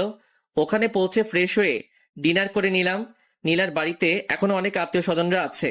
এখানে এসে জামাই আদর ভালোই পেলাম। রাতে রুমে বসে আছি, এমন সময় নীলা আসলো। আরে চলো না, দুজন ছাদে ঘুরে আসি। ভালো লাগছে না, তুই যা। তুমি সবসময় এরকম করো কেন? কি রকম করি? এই যে, আমার একটা কথাও শোনো না। এই রাত্রিবেলা কেউ ছাদে যায় নাকি? আচ্ছা, ছাদে যাওয়া লাগবে না, আমার কাছে আসো। তোর কাছে যাবো মানে? আমার কাছে আসো, আমি তোমাকে আদর করব। এই আমি কি ছোট নাকি যে আমাকে আদর করা লাগবে? আর তোর আদর নেওয়ার ইচ্ছা আমার নেই। ইচ্ছা না থাকলেও নিতে হবে। তুমি আমার স্বামী, আমি সবকিছু করতে পারি। এই বলে নীলা আমার দিকে এগিয়ে আসতে লাগলো। আমি বসা থেকে উঠে দাঁড়ালাম আর আস্তে আস্তে পিছনে সরতে লাগলাম। নীলা আমার কাছে এসে আমাকে জড়িয়ে ধরলো। আমি নীলাকে ছাড়াতে পারছি না। ওর শরীরে হাত দিয়ে আমি ওকে ছাড়াবো কিভাবে? ওকে ছাড়তে বলবো এমন সময় নীলা আমার মুখ বন্ধ করে দিল। এখন শুধু শব্দ করতে পারছি, এর বেশি কিছু বলতে পারছি না। একটু পর নীলা ওর ঠোঁট সরিয়ে নিল আর আমার বুকে মাথা লুকালো। আমাকে খুব শক্ত করে জড়িয়ে ধরলো। তুই আমার ইচ্ছার বিরুদ্ধে এগুলো করতে পারিস না। আমি তোকে বউ হিসেবে মানি না। আস্তে আস্তে সব মেনে নেবে, এখন শুধু আমাকে সহ্য করো। আর বেশি কিছু করতেই পারবে না, এর বেশি কিছুই করতে পারবে না। জোর করে ভালোবাসা পাওয়া যায় না। আমি জোর করেই ভালোবাসা আদায় করে নেব। আমার ঘুম পাচ্ছে, আমাকে ছাড়। তুই আজ কোনো ঘুম হবে না, আজ সারা রাত শুধু রোম্যান্স হবে। তুই পিচ্ছি মেয়ে, তুই রোমান্সের কি বুঝিস? অনেক কিছুই বুঝি। আমি নীলার কাছ থেকে ছুটে বিছানায় এসে শুয়ে পড়লাম। নীলা এসে আবারও পাশে শুয়ে পড়ল। আমি নীলার বিপরীত দিকে তাকাইলাম। নীলা আমাকে পেছন থেকে জড়িয়ে ধরলো। আমি বারবার ছাড়তে বললাম, কিন্তু ও ছাড়লো না। আসলে নীলা আমার কোনো কথাই শোনে না। ওর যেটা মন চায় সেটাই করে। নীলা জোর করে আমার মাথা ওর দিকে ঘুরিয়ে নিল। এই, কি চাস তুই বলতো? আমার দিকে তাকিয়ে দেখো, আমার কি লাগবে? সেটা তুই কখনোই পাবি না। বৃথা চেষ্টা করিস না, আমাকে ছেড়ে দে। নীলা এবার চোখ বড় বড় করে তাকালো। আমার তো কেমন ভয় লাগছে ওকে দেখে। নীলা এবার আমার চুল ধরে আমার মাথা ওর বুকের মধ্যে জড়িয়ে ধরলো। আমি ছটফট করতে লাগলাম। এইটুকু একটা পিচ্চিমের কারবার দেখে আমি জোরে নড়াচড়া করতে পারছি না। নীলা খুব শক্ত করে আমার চুল ধরে আছে। একটু নড়তেই আমার চুলে লাগছে। এভাবে নীলার অত্যাচার সহ্য করতে হলো প্রায় 2 ঘন্টার মতো। নীলা ঘুমিয়ে পড়েছে, কিন্তু আমাকে ছাড়ছে না। আমি কোনোভাবেই ওর কাছ থেকে নিজেকে ছাড়াতে পারলাম না। ভাবছি কি করা যায়। মাথায় একটা বুদ্ধি এলো। এখান থেকে বাড়িতে গিয়ে আমি ঢাকায় চলে যাব। ঢাকায় গিয়ে একটা জব করব, আর নীলাকে বাসায় রেখে যাব, যাতে ওর অত্যাচার আমাকে না সহ্য করতে হয়। বাহ, দারুণ বুদ্ধি পেলাম। একটু পরে আমি ঘুমিয়ে পড়লাম। সকালে ঘুম থেকে উঠে আমি আজকেও অবাক। নীলা শাড়ির মধ্যে আমাকে পিছিয়ে নিয়েছে। একেবারে 2-3টা প্যাচ দিয়েছে। কি করব বুঝতে পারছি না। এখান থেকে বেরোতে লাগলে নীলার শাড়ি খুলে যাবে। আমি খুব ভালোভাবে বুঝতে পারছি এগুলো ও নিজের ইচ্ছাতেই করে। না জানি ঘুমের মধ্যে আরো কত কিছুই না করে। আমি নীলার শাড়ির মধ্যে থেকে বের হওয়ার চেষ্টা করছি, কিন্তু বের হতে পারছি না। আমি একটু নাড়াচাড়া করতেই নীলা চোখ খুলল। আমি জানতাম তুমি আমার কাছে আসবেই। এই, চুপ কর। আমার মোটেও তোর কাছে আসার কোনো ইচ্ছা নেই। তুই আমাকে তো শাড়ির মধ্যে প্যাচ দিয়েছিস। ওমা, আমি কোথায় প্যাচ দিলাম? তুমি নিজেই এসেছো, আমি বুঝতে পারছি। এই চুপ, আর একটা কথা বলবি না। আমাকে বের হতে দে। তারপরে নীলা ওর শাড়ি খুলে ফেললো। আমি চুপচাপ বিছানা থেকে উঠে ওয়াশরুমে গেলাম। আমি ফ্রেশ হয়ে আসলাম। তারপরে নীলা ফ্রেশ হতে গেল। একটু পরে নিচে গেলাম ব্রেকফাস্ট করতে। ব্রেকফাস্ট করছি এমন সময় চাচি বলল, এখন তো আর চাচি না, এখন আমার শাশুড়ি আম্মা। ইমন, তুমি তো আর গ্রামে আসো না। আজকে নীলার সাথে গ্রামটা ঘুরে দেখো, ঠিক আছে? আচ্ছা ঠিক আছে। আমি কি ভাইয়ের সাথে যেতে পারি না? অবশ্যই, তুমিও যাবে। একসাথে সবাই গ্রামটা ঘুরে দেখবে। আচ্ছা ঠিক আছে, আমরা এখনই যাব। তারপর ব্রেকফাস্ট শেষ করে আমরা 3জন বেরিয়ে পড়লাম গ্রামটা ঘুরে দেখতে। গ্রাম আমার ভীষণ ভালো লাগে। এখানকার পরিবেশটা কত সুন্দর, কোনো শব্দই নেই। গ্রামের পাশে একটা নদী আছে। নদীর পাশ দিয়ে ঘুরে বেড়াচ্ছি। নদীর সৌন্দর্য অনেক, দুপাশে অনেক কাশফুল। এভাবে নীলার অত্যাচার আর সকালে বিকেলে গ্রামের সৌন্দর্য দেখে দেখে 2টা দিন কেটে গেল। আজ সকালে আমরা শহরে যাব। সবাই নিজ নিজ রেডি হচ্ছি। সবার কাছ থেকে বিদায় নিয়ে রওনা দিলাম শহরের উদ্দেশ্যে। আমাদের বাসায় পৌঁছাতে পৌঁছাতে দুপুর পেরিয়ে গেল। বাসায় এসে ফ্রেশ হয়ে নিলাম। আম্মু লাঞ্চ করার জন্য ডাকলো, কিন্তু লাঞ্চ করলাম না। অনেক টায়ার্ড, তাই সরাসরি রুমে গিয়ে ঘুমিয়ে পড়লাম। বিকেলের দিকে ঘুম ভাঙলো। ঘুম ভাঙতে দেখলাম আমার পাশে নীলা ঘুমিয়ে আছে। আমি উঠে ফ্রেশ হয়ে নিলাম। তারপরে বাইক নিয়ে বেরিয়ে পড়লাম। অনেক দিন থেকে বন্ধুদের সাথে আড্ডা দেওয়া হয়নি। আমি বাজারে পৌঁছালাম। বাড়ি থেকে বের হওয়ার সময় সবাইকে ফোন দিয়ে চলে আসতে বলেছি, কিন্তু এখনো কেউই আসেনি। কিছুক্ষণ অপেক্ষা করার পর আশিক আসলো। কি খবর, কেমন আছিস? এই তো ভালো আছি। তুই কেমন আছিস? বিয়ে করে তো আমাদের ভুলে গেলি। আরে না, তোদের সবাইকে খুব মিস করি।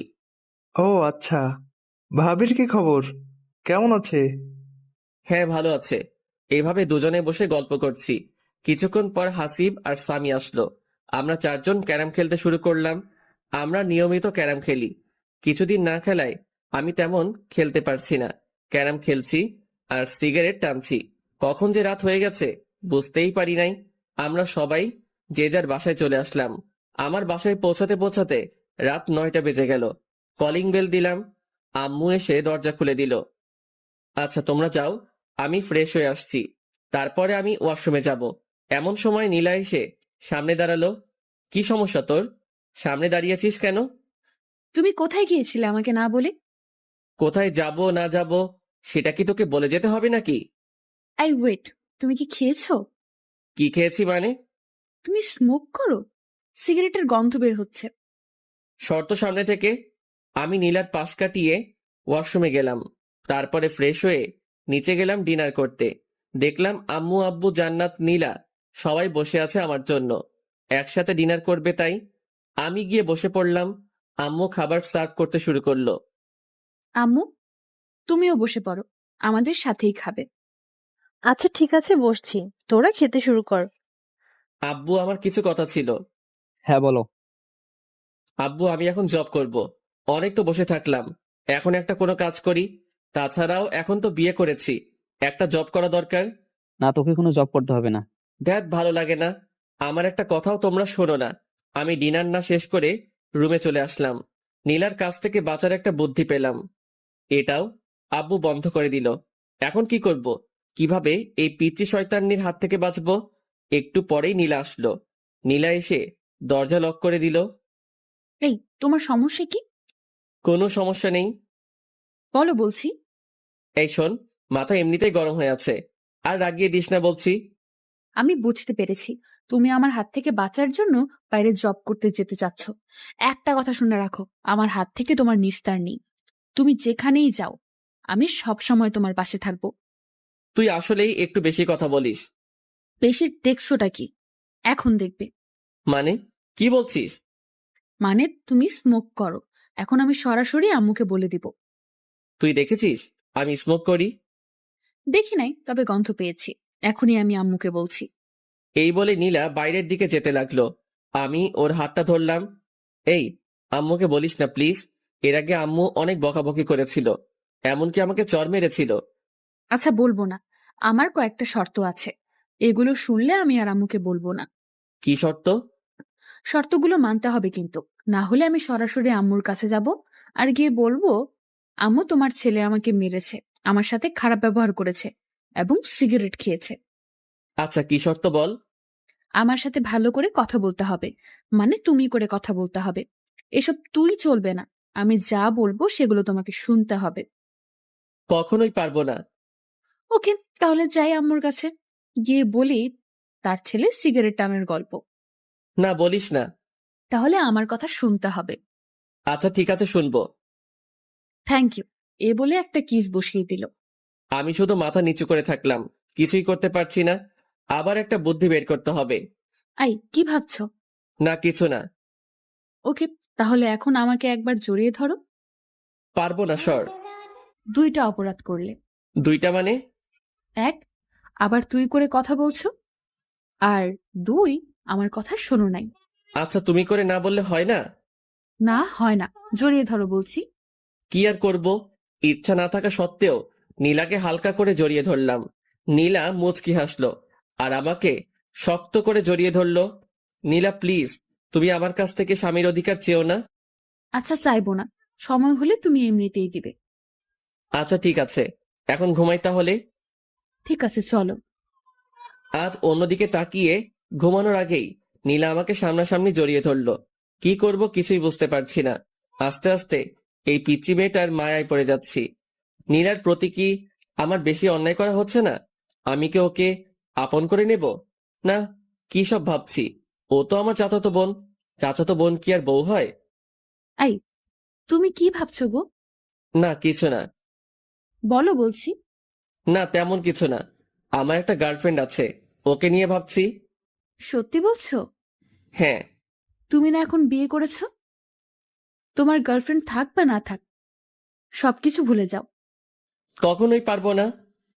এর জন্য তুমি আমাকে আপন করে নিচ্ছ না? হ্যাঁ, নীলা আমাকে ছেড়ে দিল, মনে হয় কষ্ট পেয়েছে। পাক, একটু একটু কষ্ট পেলে আমাকে ছেড়ে চলে যাবে, আর তখনই আমার শান্তি হবে। এই প্রীতির জ্বালা আমার একদম সহ্য হয় না। তারপরে এটা সেটা ভাবতে ভাবতে ঘুমিয়ে পড়লাম। সকালে ঘুম থেকে উঠে দেখি নীলা আমার পাশে নেই। আজ একটু অবাক হলাম। প্রতিদিন ঘুম থেকে উঠে পিচ্চি যেরকম জ্বালা সহ্য করি, আজকে বেঁচে গেলাম। ব্যাপারটা কি? দেখলাম পিচ্চি গোসল করে বেরিয়ে আসছে ভেজা চুল নিয়ে। ঘুম থেকে উঠে পড়েছ, যাও গোসল করে আসো। আমার এত সকালে গোসল করতে ভালো লাগে না। দেখো, তুমি যদি সকালে গোসল না করো তাহলে আম্মু ভাববে আমাদের মধ্যে কোনো সম্পর্ক হয়নি, আর তখন তারা অনেক কষ্ট পাবে।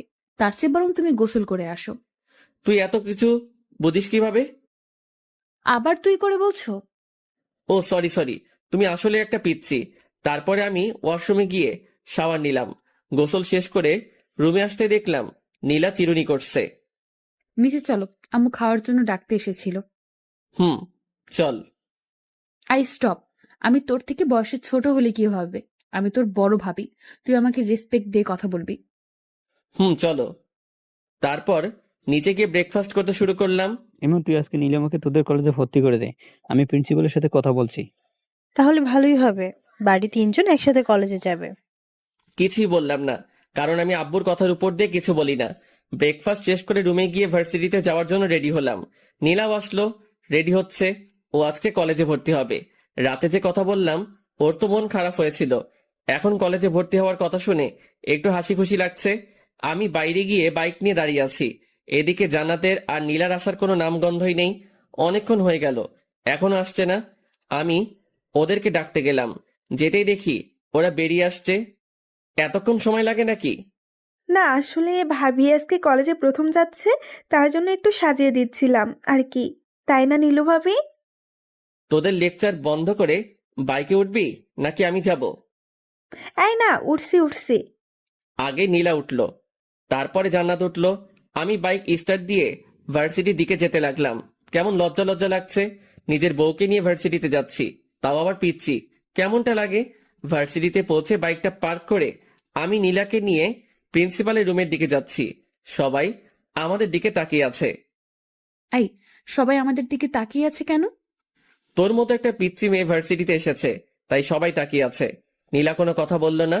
আমি সরাসরি প্রিন্সিপালের রুমে গেলাম। আসসালামু আলাইকুম, আসতে পারি স্যার? ওয়ালাইকুম আসসালাম। আরে ইমন জি, এসো এসো, ভেতরে এসে বসো। জি ধন্যবাদ স্যার। তা হানিমুন বাদে এখনই ভার্সিটিতে আসতে হলো? আমি আর নীলা দুজনে মাথা নিচু করলাম। আমার মতো নীলা হয়তো লজ্জা পেয়েছে। আরে লজ্জার কিছু নেই, বিয়ে করেছো তো কি হয়েছে, বিয়ে তো করতেই হবে তাই না? হ্যাঁ স্যার। এই যে ছাত্রের বউ ছাত্রী, নাম কি তোমার? নীলা। শুধু নীলা নাকি দুজনের মিল করে নীলা ইসলাম? নীলা মাথা নিচু করে মুচকি হাসলো।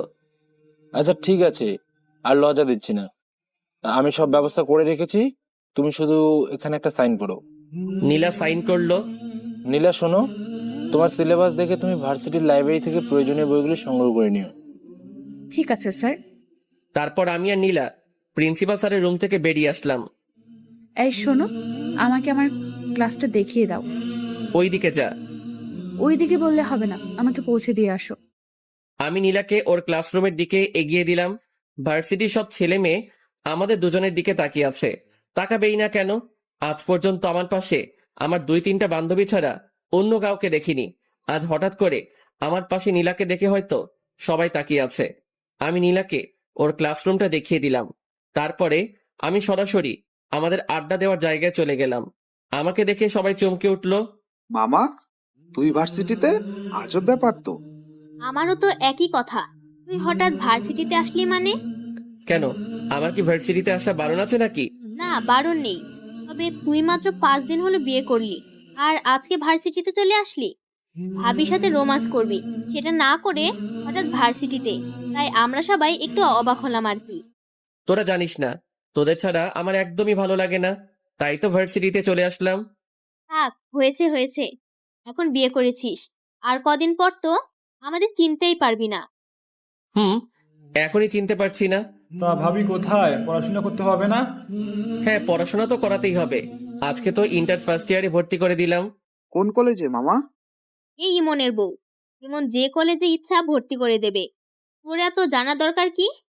না, ভাবিকে দেখে শুনে রাখার দায়িত্ব তো আমাদের সবারই, তাই না?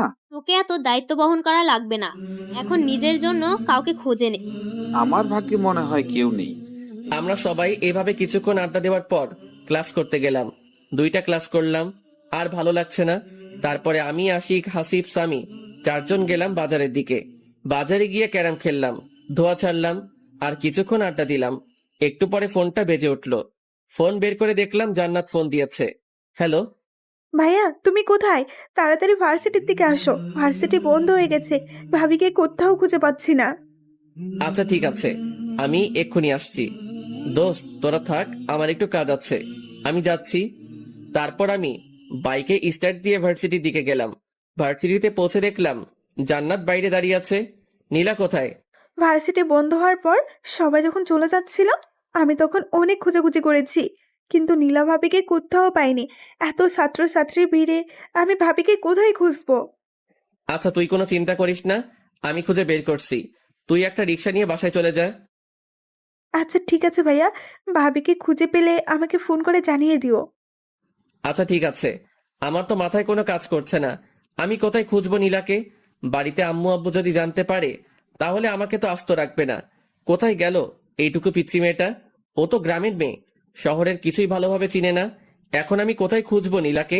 চিন্তায় আমার হাত পা ঠান্ডা হয়ে যাচ্ছে।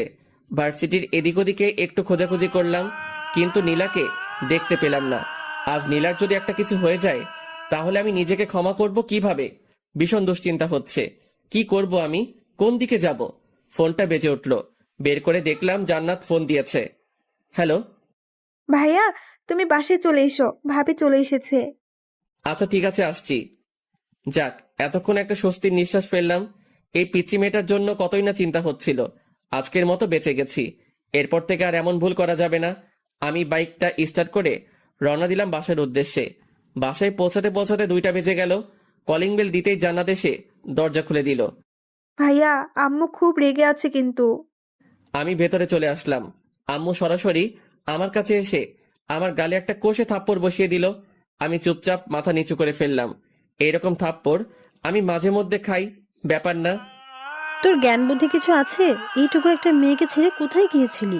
ওর যদি কিছু একটা হতো তাহলে কি করতি তুই? আমি চুপচাপ মাথা নিচু করে আছি। এখন কিছু বলা যাবে না, কারণ আম্মু ইজ ফায়ার। কি হলো, চুপ করে আছিস কেন? কথা বল, ওর কিছু হলে কি করতি তুই? আম্মু আমি একদম বুঝতে পারিনি, এরপর থেকে আর এরকম হবে না। বুঝতে পারিস নাই মানে? এত বড় হয়েছিস, তোর জ্ঞান বুদ্ধি হবে কবে? আম্মু সত্যি, এরপর থেকে আর এই রকমটা করব না। তোর আব্বু জানতে পারলে আস্ত রাখবে না। যা উপরে যা, নীলার মনটা একদম খারাপ হয়ে আছে, ওর সাথে কিছুক্ষণ কথা বল। আচ্ছা আম্মু। আমি ওপরে গেলাম, দেখলাম নীলা বিছানার এক কোনায় মন খারাপ করে বসে আছে। আমি গিয়ে নীলার সামনে দাঁড়ালাম। নীলা প্লিজ আমাকে ক্ষমা করে দে, আমি একদম বুঝতে পারিনি। ক্ষমা চাওয়ার কিছু নেই, তুমি তো আমার থেকে দূরে থাকতে চাও। না আসলে আমি মনে করেছিলাম তুই জান্নাতের সাথে বাড়িতে চলে আসবি। প্লিজ আমাকে ক্ষমা করে দে, এরপর থেকে আমি তোকে একা রেখে আর কোথাও যাব না। অমনি নীলা এসে আমাকে জড়িয়ে ধরলো। মানে এত শক্ত করে জড়িয়ে ধরেছে বলে বোঝাতে পারবো না, মনে হচ্ছে কোনো ওয়ালের চিপায় আটকে পড়েছি। তারপরে নীলা আমাকে ঠেলতে ঠেলতে ওয়াশরুমের মধ্যে নিয়ে গেল। আমার কারোর সাথে গোসল করতে ভালো লাগে না। কারোর সাথে লাগুক বা না লাগুক, আমার সাথে লাগবে। তারপরে নীলা শাওয়ার ছেড়ে দিল। আমি আর নীলা একসাথে গোসল করছি। আমি ভালো লাগিয়ে দিচ্ছি। একবার যদি তোমার আর আমার মধ্যে স্বামী স্ত্রীর সম্পর্কটা গড়ে ওঠে, তারপর তুমি তোমার সব গার্লফ্রেন্ডকে ভুলে যাবে। এই, আমার তো কোনো গার্লফ্রেন্ড নেই। তাহলে সেদিন যে বললে আছে? এমনিতেই বলেছি। মিথ্যুক একটা। আচ্ছা ঠিক আছে, ভেজা কাপড় চেঞ্জ করো। মানে কি বলছিস? কি কি বলছি বুঝতে পারছো না? চেঞ্জ করো তাড়াতাড়ি। তোর সামনে? হ্যাঁ, আমার সামনে চেঞ্জ করতে হবে। মরে গেলেও পারবো না। দেখাচ্ছি তোমায়। এই একদম না, একদম আমার কাছে আসবি না বলছি। আমি নীলাকে জোর করে ঠেলতে ঠেলতে ওয়াশরুমের বাইরে বের করে দিলাম। তারপর আমি চেঞ্জ করে নীলাকে বললাম ভিতরে গিয়ে চেঞ্জ করে আয়। ভেতরে যাব না, এখানেই চেঞ্জ করব। তোর লজ্জা শরম বলতে কিছু নেই? তোমার সামনে আবার কিসের লজ্জা শুনি? শুধু আমার সামনে না, তোর কারো সামনে লজ্জা নেই, আমি বুঝতে পেরেছি। আচ্ছা, লজ্জা যখন নেই তাহলে দেখো। এই বলে নীলা আমার সামনে, আমি অন্যদিকে তাকাইলাম। ছি, তুই এইরকম? আমি আগে জানতাম না। নীলা আমাকে পেছন থেকে জড়িয়ে ধরে বলল, কি রকম গো? লজ্জা শরম বিবেকহীন একটা মেয়ে। আচ্ছা হয়েছে, এবার আমার চেনটা আটকে দাও। আমি অবাক হয়ে নীলার দিকে তাকাইলাম। দেখলাম নীলা একটা 3 পিস পরেছে আর আমাকে চেইন আটকে দিতে বলছে। এই শোন, এগুলো আমি পারি না। পারে না বললে হবে না, তাড়াতাড়ি আটকে দাও বলছি। পারবো না বললাম না? আম্মুকে কিন্তু ডাক দিব আর বলবো সিম্পল আমার এইটুকু কাজ করে দাও না, তখন তোমাকে বকাবকি করবে। এই শোন, আমার সামনে ভালোভাবে থাকবি। ভালোভাবে থাকবো মানে? মানে তোর ওড়না কোথায়? এই যে বিছানায়। ওই চুপ, আমার সামনে একদম ভালোভাবে থাকবি, নয়তো থাকবি না। নীলা একেবারে আমার ঠোঁটের কাছে ঠোঁট নিয়ে এসে বলল, তোমার সামনে থাকতে হলে আমাকে কি ওড়না নিয়ে থাকতে হবে নাকি? আমি নীলাকে ধাক্কা দিয়ে বললাম, আমি যেটা পছন্দ করি সেটা করলে তোর পক্ষে ভালো হবে। ঠিক আছে, লাঞ্চ করব, চলো। চল। এই যে কোথায় যাব? আম্মু তো রুমে খাবার দিয়ে গেছে। কখন দিয়ে গেল? তুমি যখন ড্রেস চেঞ্জ করছিলে ওয়াশরুমে, তখন আম্মু এসে খাবার দিয়ে গেছে। ও আচ্ছা। তারপর আমি লাঞ্চ করতে শুরু করলাম। এই তুমি কেমন, আমাকে ডাকছো না কেন? তোকে ডাকার কি আছে? তুই দেখতে পাচ্ছিস না খাবার এখানে?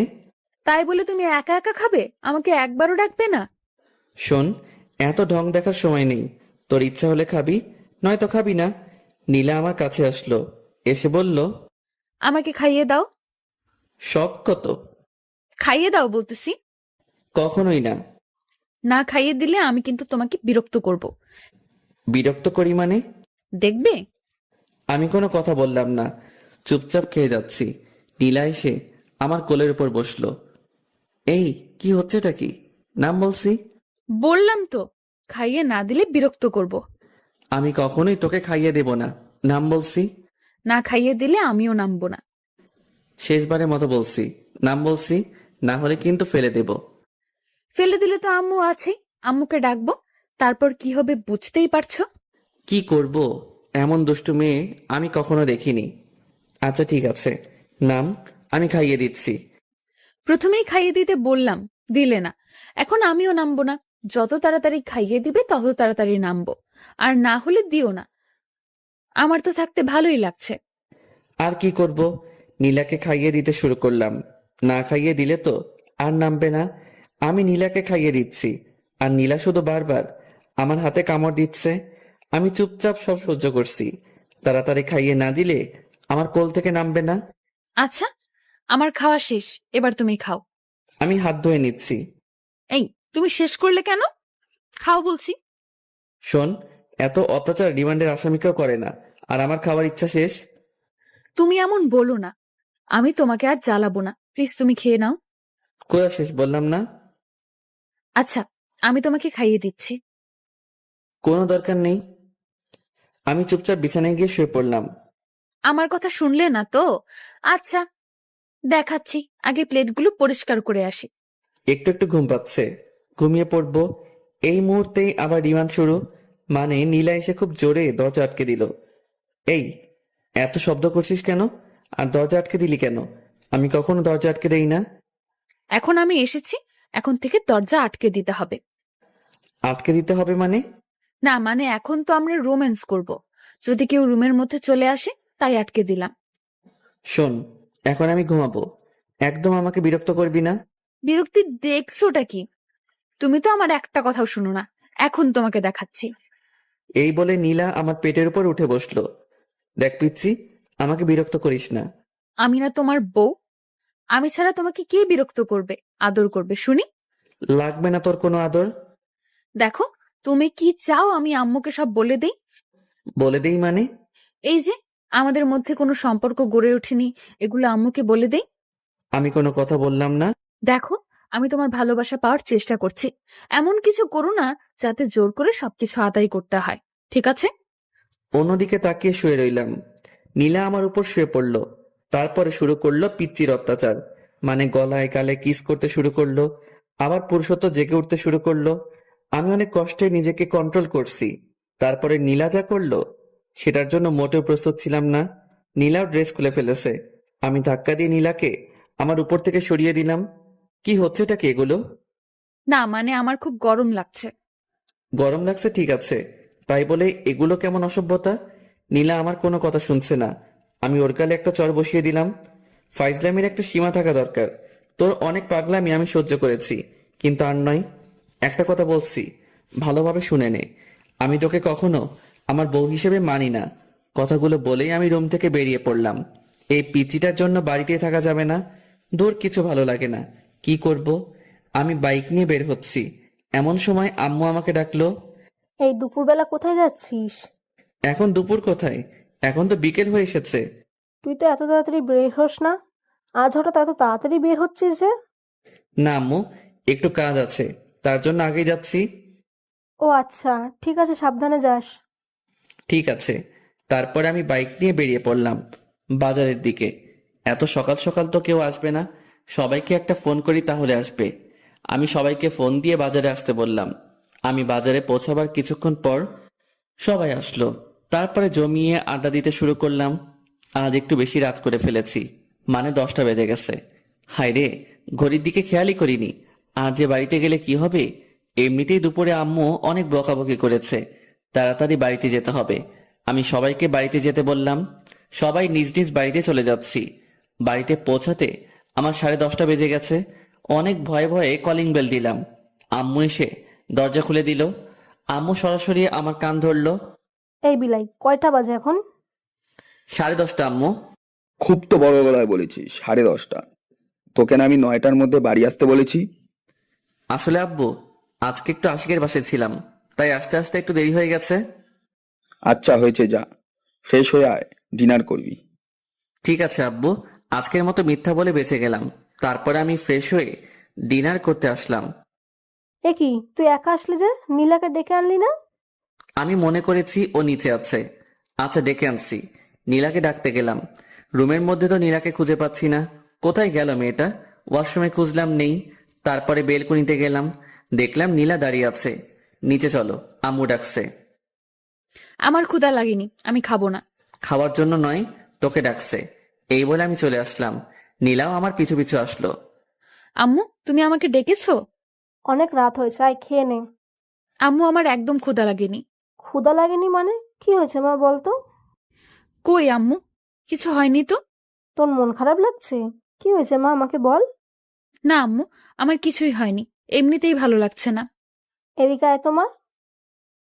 আম্মু নীলাকে খাইয়ে দিতে শুরু করলো। আমি আর জান্নাত হা করে তাকিয়ে থাকলাম। না, হা করে তাকিয়ে থাকলে হবে না। দুপুরে একবার পিচিটার জন্য খেতে পারি নাই, এখন আমাকে খেতে হবে। অনেক ক্ষুধা লাগছে। ইমন শোন, কালকে বিকালে নীলাকে নিয়ে গিয়ে একটা ফোন কিনে দিস। ওর তো বাড়িতে কথা বলতে লাগে, আর ও তোকে ফোন দিয়ে তাড়াতাড়ি বাড়ি আসতে বলবে। তোকে তো ফোন না করলে তুই প্রত্যেক দিনই রাত 10টা বাজিয়ে দিস। ঠিক আছে আব্বু। তোর আম্মুর কাছ থেকে টাকা নিয়ে যাস। আচ্ছা। তারপরে আমি ডিনার শেষ করে রুমে গেলাম। একটু পর নীলা আসলো। নীলা এসে দরজা লক করে দিল। আমি নীলার দিকে তাকাইলাম, কিন্তু ও আমার দিকে তাকালো না। সোজাসুজি বিছানায় এসে অন্যদিকে ঘুরে শুয়ে পড়লো। আমার উপর অভিমান করে আছে হয়তো। তখন ওর গায়ে হাত তোলাটা ঠিক হয়নি। ওকে একবার সরি বলে দেখি। নীলা শোন। নীলা আমার দিকে ঘুরলো, কিন্তু তাকালো না। কিছু বলবে? না, মানে দুপুরে তোর সাথে একটু বাড়াবাড়ি করা হয়ে গেছে, প্লিজ ক্ষমা করে দে। তুমি বাড়াবাড়ির কিছুই করনি, যা করেছো একদম ঠিক করেছো। নীলা প্লিজ এভাবে বলিস না, আমাকে ক্ষমা করে দে। না, ক্ষমার কিছুই নেই। আমারই তো সব দোষ। আমার কপালে তো স্বামীর ভালোবাসা নেই, আছে শুধু চট থাপ্পড়, এগুলোই। আমার উচিত হয়নি জোর করে তোমার ভালোবাসা নেওয়াটা। পিচিটার কথায় কেমন যেন মায়া আছে। ওর কথা শুনে আমি বারবার মায়ায় পড়ে যাই। আমি কি বলবো ভেবে পাচ্ছি না। আমাকে কথা বলার সব রাস্তায় পিচ্চিটা বন্ধ করে দিল। আমি শুয়ে পড়লাম। একটু পরপর নীলার দিকে তাকাচ্ছি, কিন্তু ও আমার দিকে তাকাচ্ছে না। যে মেয়েটা সব সময় জড়িয়ে ধরতো, এটা করতো ওটা করতো, আর আজকে চুপচাপ শুয়ে আছে, ভাবা যায়। কিছুক্ষণ পর আমি ঘুমিয়ে পড়লাম। সকালে ঘুম ভাঙতে ভারী কিছু অনুভব করলাম। চোখ খুলে দেখলাম নীলা আমার বুকের উপরে উঠে ঘুমাচ্ছে। আমি বারবার অবাক হয়ে যাই। ঘুমের মধ্যে এই পিচ্চি মেয়েটা কি নাইবা করে ভেবে পাই না। নীলা ঘুমাচ্ছে, তাই আমি আর ওকে নামিয়ে দিলাম না। আমিও চোখ বন্ধ করে শুয়ে রইলাম। কিছুক্ষণ পর নীলার নড়াচড়া অনুভব করলাম।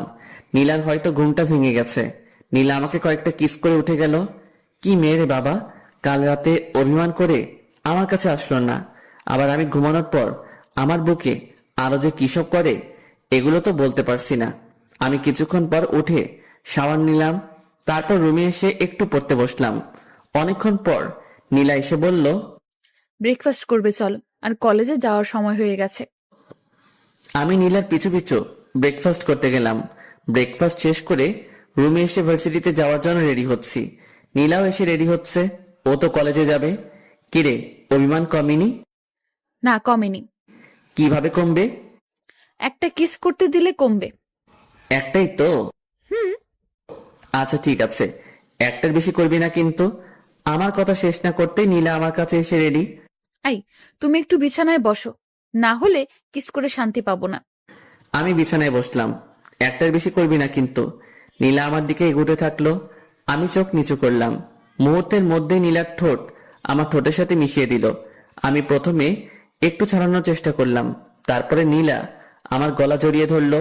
কয়েকবার নিঃশ্বাস নিয়ে পুরো 5 থেকে 6 মিনিট আমার ঠোঁট দুটো নীলার আয়ত্তে ছিল। এটা কি করলি? কেন, একটা কিস করতে বললে তাই একটাই করলাম। তাই বলে এতক্ষণ? সর, এমনিতেই ব্রাশ করস নাই, তার উপর আবার কিস। তাড়াতাড়ি রেডি হবি, নয়তো তোকে রেখে ভার্সিটিতে চলে যাব। এই না না, আর একটু ওয়েট করো প্লিজ। এত সময় লাগে নাকি? এত কোথায়, এক্ষুনি তো রেডি হতে শুরু করলাম। তুমি তো একটু হেল্প করলেও পারো। পারি না, আমি নিচে আছি, তুই তাড়াতাড়ি আসবি কিন্তু। নিচে গিয়ে অপেক্ষা করছি। এদিকে জান্নাতেরও আসার কোনো নামগন্ধ নেই। এদের দুজনের জন্য আমার মেজাজটাই নষ্ট হয়ে যায়। এতক্ষণ লাগে নাকি রেডি হতে? কিছুক্ষণ পর নীলা আর জান্নাত আসলো।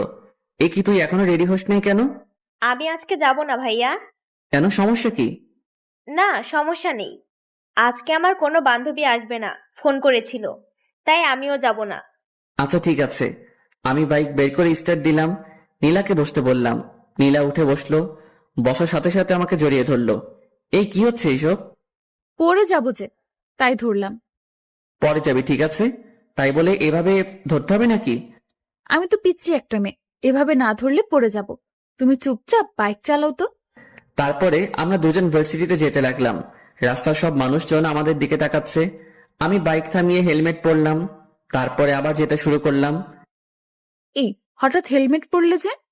তুই যেভাবে জড়িয়ে রয়েছিস, মান সম্মান তো আর রাখবি না, তাই হেলমেট পরলাম, যাতে কেউ চিনতে না পারে। আমি আমার স্বামীকে জড়িয়ে ধরেছি, তাতে মানুষের কি? আমি কোনো কথা বললাম না, সোজাসুজি ভার্সিটির দিকে যেতে থাকলাম। আর এদিকে নীলা একটার পর একটা বকবক করেই যাচ্ছে। কিছুক্ষণ পর আমরা ভার্সিটিতে পৌঁছালাম। বাইক পার্ক করতে সবাই আমার দিকে অবাক দৃষ্টিতে তাকিয়ে আছে। পাশে সামি, আশিক, হাসিব, নাদিয়া, মিম, এরা সবাই ছিল। আমাদের দুজনকে দেখে ওরা একেবারে আমাদের কাছে চলে আসলো। মামা, একেবারে হিরো হিরোইনরা যেভাবে আসে ঠিক সেইভাবেই যে আসছিস ভার্সিটিতে। তাই নাকি? হিরো হিরোইন বানিয়ে দিলি? কেমন আছেন ভাবি? আলহামদুলিল্লাহ ভালো, আপনি? আমাদের আর ভালো থাকা। কেন ভাইয়া, কি হয়েছে? তুমি অত বুঝবে না, বড় হও। ও আচ্ছা। তুই এখন ক্লাসে যা। উমা, তুই তো তোর বউয়ের সাথে তুই করে কথা বলিস, এটা কেমন অভ্যাস?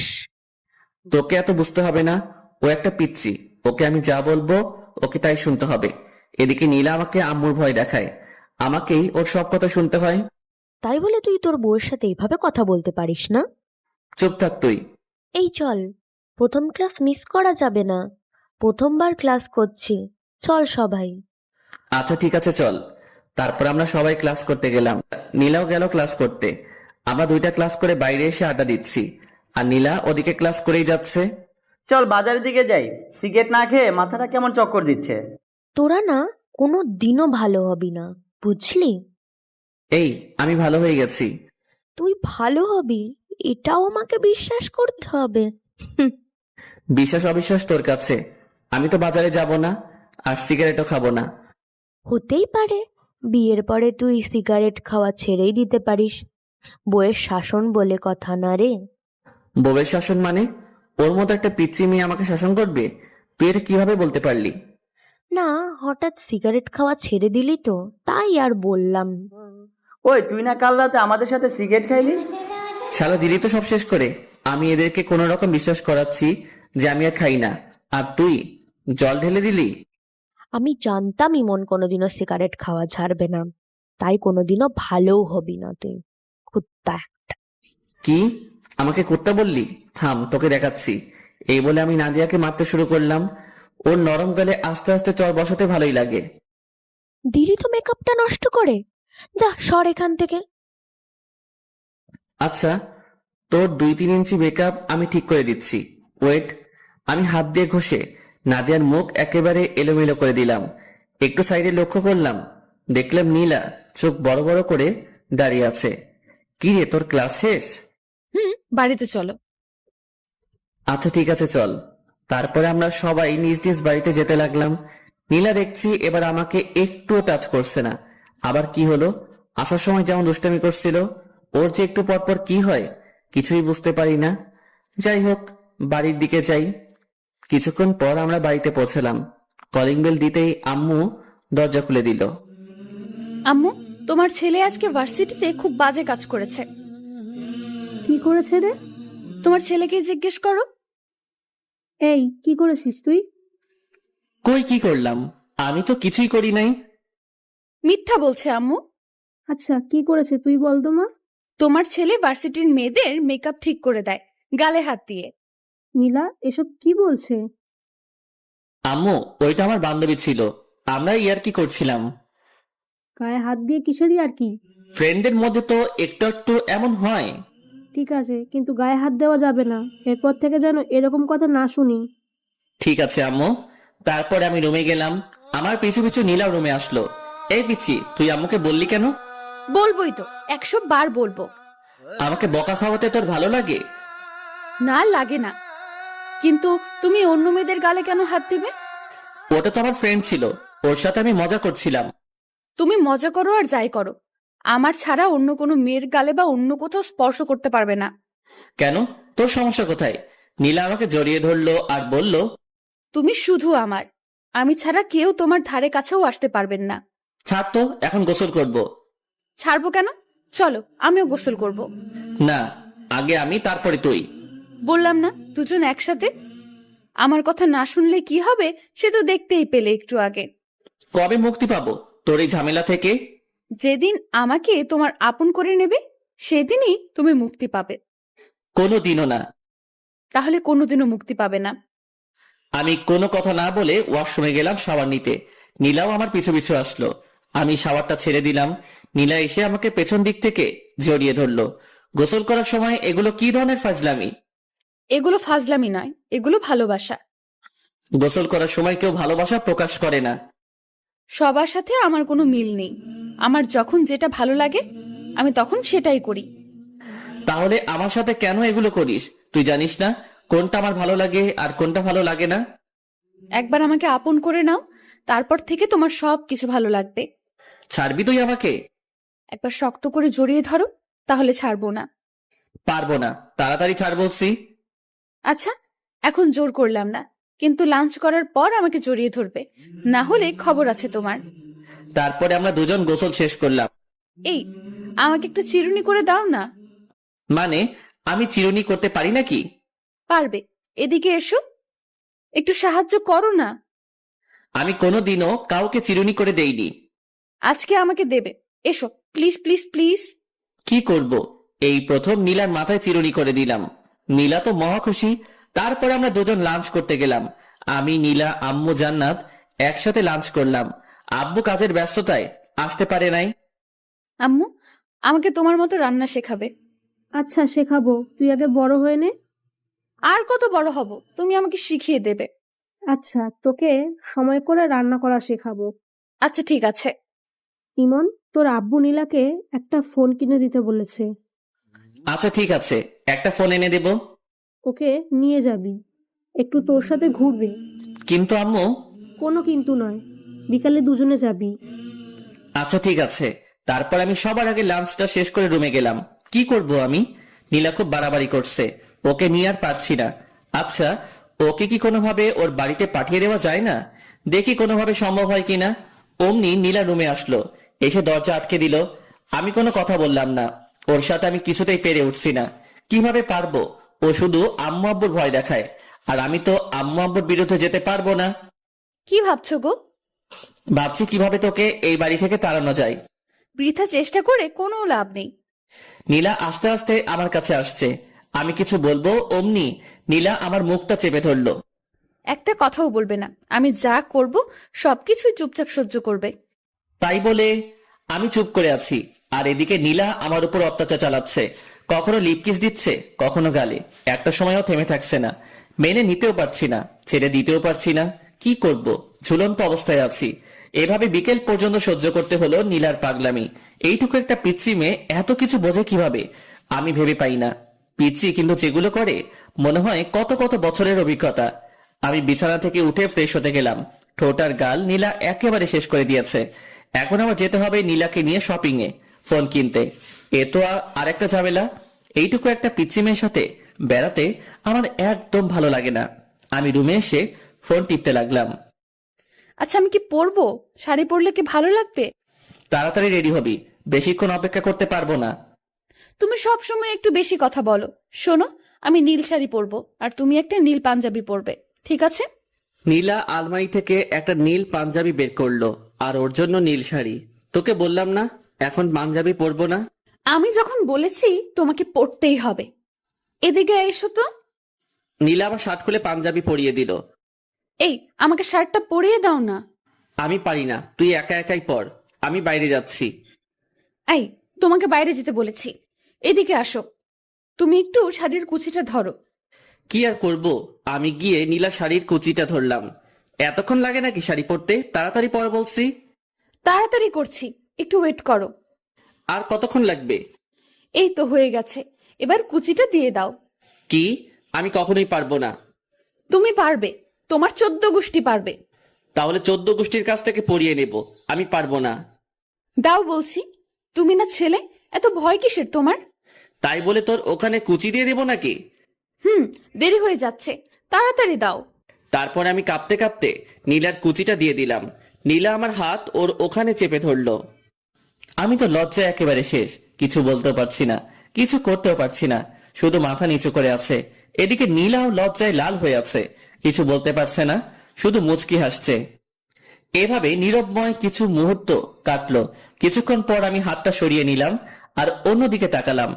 নীলা সাজুগুজু করতে ব্যস্ত হয়ে গেল। একটু পরে নীলা বলল, আমি রেডি, এখন চলো। আমি নীলার দিকে তাকাতেই একেবারে অবাক হয়ে গেলাম। এইটুকু পিচ্চি মেয়েটাকে দেখতে অনেক সুন্দর লাগছে। আমি তো আগে কখনো ওর দিকে তেমন তাকাইনি, আজ প্রথম তাকাচ্ছি। নীলা দেখতে যে এত সুন্দর আমি আগে জানতাম না।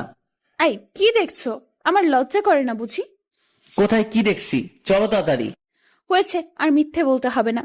আমি খুব ভালোভাবে লক্ষ্য করেছি তুমি বড় বড় চোখ করে আমার দিকে তাকিয়েছিলে। আমি কোনো কথা না বলে নিচে নামতে শুরু করলাম। আম্মু আমাদের দুজনকে দেখে একেবারে অবাক হয়ে গেল। অবাক হবে না কেন? এভাবে কাছাকাছি ম্যাচিং কালারের ড্রেস পরা দেখলে যে কেউই তাকিয়ে থাকবে। মার্শাল্লাহ, তোদের দুজনকে দেখতে কিন্তু খুব ভালো লাগছে। খুব মানিয়েছে দুজনকে। হয়েছে, এবার টাকা দাও তাড়াতাড়ি। আমি আম্মুর কাছ থেকে টাকা নিয়ে বাইক বের করছি। এমন সময় নীলা বলল, আজ আমরা বাইকে যাব না, রিকশায় যাব। তোমার ইচ্ছে হলে তুমি আমার পিছু পিছু রিক্সা নিয়ে আসতে পারো। এগুলো কেমন কথা? হ্যাঁ, নীলা যখন বলছে রিক্সায় যাবে, তোকে রিক্সায় যেতে হবে। যা, রিক্সায় করে যা। আম্মু, আমার রিক্সায় যেতে একদম ভালো লাগে না। অত আস্তে আস্তে কেউ যায়? এত কিছু বুঝি না, তুই নীলামায়ের সাথে রিক্সা করে যা। আচ্ছা ঠিক আছে আম্মু। তারপরে আমি আর নীলা বেরিয়ে পড়লাম। বাড়ির সামনে কিছুক্ষণ দাঁড়াতে একটা রিক্সা আসলো। আমরা রিক্সায় উঠলাম। নীলা আমার কাঁধে মাথা রেখে বক বক করে যাচ্ছে। আমি কোনো কথা বলছি না, চুপচাপ বসে আছি। কিছু বলো, চুপ করে আছো কেন? তোর সাথে কথা বলতে ইচ্ছে করে না? তো কার সাথে কথা বলতে ইচ্ছে করে? তুই চুপ করে থাকতো। আমার চুপ থাকতে ভালো লাগে না, সবসময় তোমার সাথে কথা বলতে ইচ্ছে করে। আচ্ছা তুই বলতে থাক, আমি চুপ করে থাকলাম। আর একটা কথা বলবো না। তারপরে নীলার বক বক শুনতে শুনতে পৌঁছে গেলাম মার্কেটে। কয়েকটা ফোন দেখলাম আর নীলার পছন্দ মতো একটা ফোন কিনে দিলাম। নীলা আমার সাথে সেলফি তুলতে চাইলো, কিন্তু আমি তুললাম না। নীলার জোড়াজোড়িতে ওর সাথে কিছুক্ষণ ঘুরতে হলো। ও জোর করেই কয়েকটা সেলফি তুললো। সন্ধ্যার পর আমরা বাড়ির দিকে রওনা দিলাম। বাড়িতে এসেই ড্রেসটা চেঞ্জ করে ফ্রেশ হয়ে নিলাম। জান্নাত আসলো রুমে। নীলা আর জান্নাত বসে বসে গল্প করছে। আমি ফেসবুকিং করছি। আজ সময় কাটছে না। আজ বন্ধুদের সাথে আড্ডা দিতে যাইনি, তাই একদম ভালো লাগছে না। সিগারেট না খেলে মাথায় কেমন চক্কর মানে। রাতে ডিনার করে এসে শুয়ে পড়েছি। নীলা এসে পাগলামি শুরু করেছে। আমি নীলাকে ছাড়তে বলছি, কিন্তু নীলা আমাকে ছাড়ছে না। দেখো, তুমি আমার স্বামী, আর আমি আমার স্বামীকে একটু আদর করব। মানে কি বলছিস তুই? মানে আজকে আমাদের স্বামী স্ত্রীর সম্পর্ক গড়ে উঠবে। কখনোই না। তুমি আর কতদিন আমাকে কষ্ট দেবে? আমি কাউকে কষ্ট দিই না। কেন তুমি আমাকে কষ্ট দিচ্ছ না? জানি না, আমার একদম ভালো লাগছে না। আমি ঘুমাবো, বিরক্ত করিস না প্লিজ। কিছুক্ষণ পর আমি ঘুমিয়ে পড়লাম। সকালে ঘুম থেকে উঠে একটু অসুস্থ লাগছে, কেমন জ্বর জ্বর লাগছে। নীলা আজকে আগে উঠে গেছে ঘুম থেকে। উঠে তো নীলাকে দেখতে পেলাম না। কিছুক্ষণ পর নীলা রুমে আসলো, এসে বলল, কখন ঘুম থেকে উঠবে? ভার্সিটিতে যাওয়ার সময় হয়ে গেছে, ওঠো তাড়াতাড়ি। তুই আর জান্নাত যা, আজকে আমি যাব না, একটু অসুস্থ লাগছে। কি হয়েছে তোমার? একটু জ্বর জ্বর লাগছে। কই দেখি। এ কি, তোমার তো ভীষণ জ্বর। তারপরে নীলা আমাকে ধরে ওয়াশরুমে নিয়ে গেল। আমি ফ্রেশ হয়ে আসলাম। নীলা আমার জন্য খাবার নিয়ে আসলো, আমাকে জোর করে ও নিজের হাতে খাইয়ে দিল। তারপরে ওষুধ খাইয়ে দিল।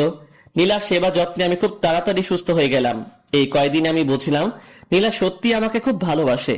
নীলাকেও আমার ভালো লাগতে শুরু করে। আমি ভাবছি নীলাকে আমি আপন করে নেব, আস্তে আস্তে ওকে আপন করে নেব। হুট করে যদি একবার চেঞ্জ হয়ে যায় তাহলে কেমন লাগবে? তার চেয়ে বরং আস্তে আস্তে নীলার কাছে যাই। অসুস্থ থাকায় 2 দিন থেকে ভার্সিটিতে যাওয়া হয়নি, বন্ধু বান্ধবের সাথে আড্ডা দেওয়া হয়নি। আজ বিকেলে বাজারে গেলাম আড্ডা দিতে। সন্ধ্যা হয়ে এসেছে, এমন সময় নীলা আমাকে ফোন করলো। হ্যালো। কোথায় আছো তুমি? এই তো বাজারে আছি। তাড়াতাড়ি বাড়িতে চলে এসো। আচ্ছা, আসছি একটু পর। তুমি এখনো পুরোপুরি সুস্থ হওনি, তাড়াতাড়ি আসো প্লিজ। আচ্ছা ঠিক আছে। বন্ধুদের সাথে আড্ডা দিয়ে 8টার দিকে বাড়িতে গেলাম। কলিং বেল দিলাম, নীলা এসে দরজা খুললো। এই, তোমাকে না তাড়াতাড়ি আসতে বললাম? তাড়াতাড়িতে চলে আসলাম। এটা তাড়াতাড়ি আসা হলো? রাত 8টা পেরিয়ে গেছে। রাত 8টা আবার দেরি হলো নাকি? আচ্ছা ঠিক আছে, তাড়াতাড়ি ফ্রেশ হয়ে আসো। আচ্ছা ঠিক আছে। পরে আমি ফ্রেশ হয়ে রুমে আসলাম। কি হয়েছে, এত তাড়াতাড়ি বাড়িতে ডাকলি কেন? কিছু হয়নি, তোমাকে একটু আদর করব তাই বাড়িতে আসতে বললাম। আদর মানে? আদর বোঝো না? আচ্ছা দেখাচ্ছি। আজ নীলাকে দেখতে একদম অন্যরকম লাগছে, কেমন ছটফট করছে আমার ভালোবাসা পাওয়ার জন্য। নীলা আমাকে জড়িয়ে ধরে বিছানায় শুইয়ে দিল। আমি তেমন রিয়েক্ট করলাম না। নীলা আস্তে আস্তে আমার খুব কাছে চলে আসলো। দুজনের নিঃশ্বাস দুজনের মুখের উপরে পড়ছে। আমি নীলার চোখের ভাষা বুঝতে পারলাম, কিন্তু ওর কাছে এগিয়ে গেলাম না। নীলা শুধু ছটফট করছে। আমি সবকিছু বুঝেও নীলার কাছ থেকে সরে গেলাম। আর কত কষ্ট দেবে আমাকে? একবার আসো আমার কাছে। আমি মনে মনে বলছি, হারে পিচ্ছি, আস্তে আস্তেই তোর খুব কাছে চলে যাব, আপন করে নেব তোকে। তুই শুধু একটু ধৈর্য ধর। কিছু বলছো না কেন? আমার কষ্টটা একবার বোঝার চেষ্টা করো। আমি কোনো কথা বললাম না। কি বলবো? আমি যে হঠাৎ করে নীলার কাছে যেতে পারছি না। নীলাকে খুব শক্ত করে জড়িয়ে ধরতে ইচ্ছে করলো, আলতো করে ওর কানের কাছে মুখ নিয়ে বলতে ইচ্ছে করলো, আমিও যে তোকে ভালোবাসি ফেলেছি পিচ্ছি। কিন্তু অজানা এক বাধায় সবকিছু আটকে গেল, কিছুই করতে পারলাম না। আম্মু এসে আমাদের ডিনার করার জন্য ডাকলো। আমি আর নীলা নিচে গেলাম ডিনার করতে। আব্বু চলে এসেছে। আমরা সবাই একসাথে ডিনার শেষ করলাম। রুমে এসে বসে আছি, মানে নীলার জন্য অপেক্ষা করছি। নীলা একটু পরে আসে। আম্মুকে মনে হয় একটু একটু হেল্প করে, তাই আসতে একটু দেরি হয়। কিছুক্ষণ পর নীলা আসলো, হাতে 1 গ্লাস পানি আর ওষুধ নিয়ে। এখন আমার ওষুধ কেন? সুস্থ হলেও ওষুধ খেতে হয়। ওষুধ খেলে আর অসুস্থ হবে না, না হলে অসুস্থ হওয়ার সম্ভাবনা থাকে। আমি তো সুস্থ হয়ে গেছি, আমি একদম সুস্থ, এখন ওষুধ খাওয়া লাগবে না। বেশি কথা বলো না তো, দেখি আমি খাইয়ে দেই। তারপরে নীলা আমাকে ওষুধ খাইয়ে দিল। ওষুধ খাওয়ার সাথে সাথে আমার মাথাটা কেমন ঝিমঝিম করছে। বুঝলাম না নীলা আমাকে কি খাওয়ালো, কেমন অলসতা বিরাজ করতে শুরু করলো।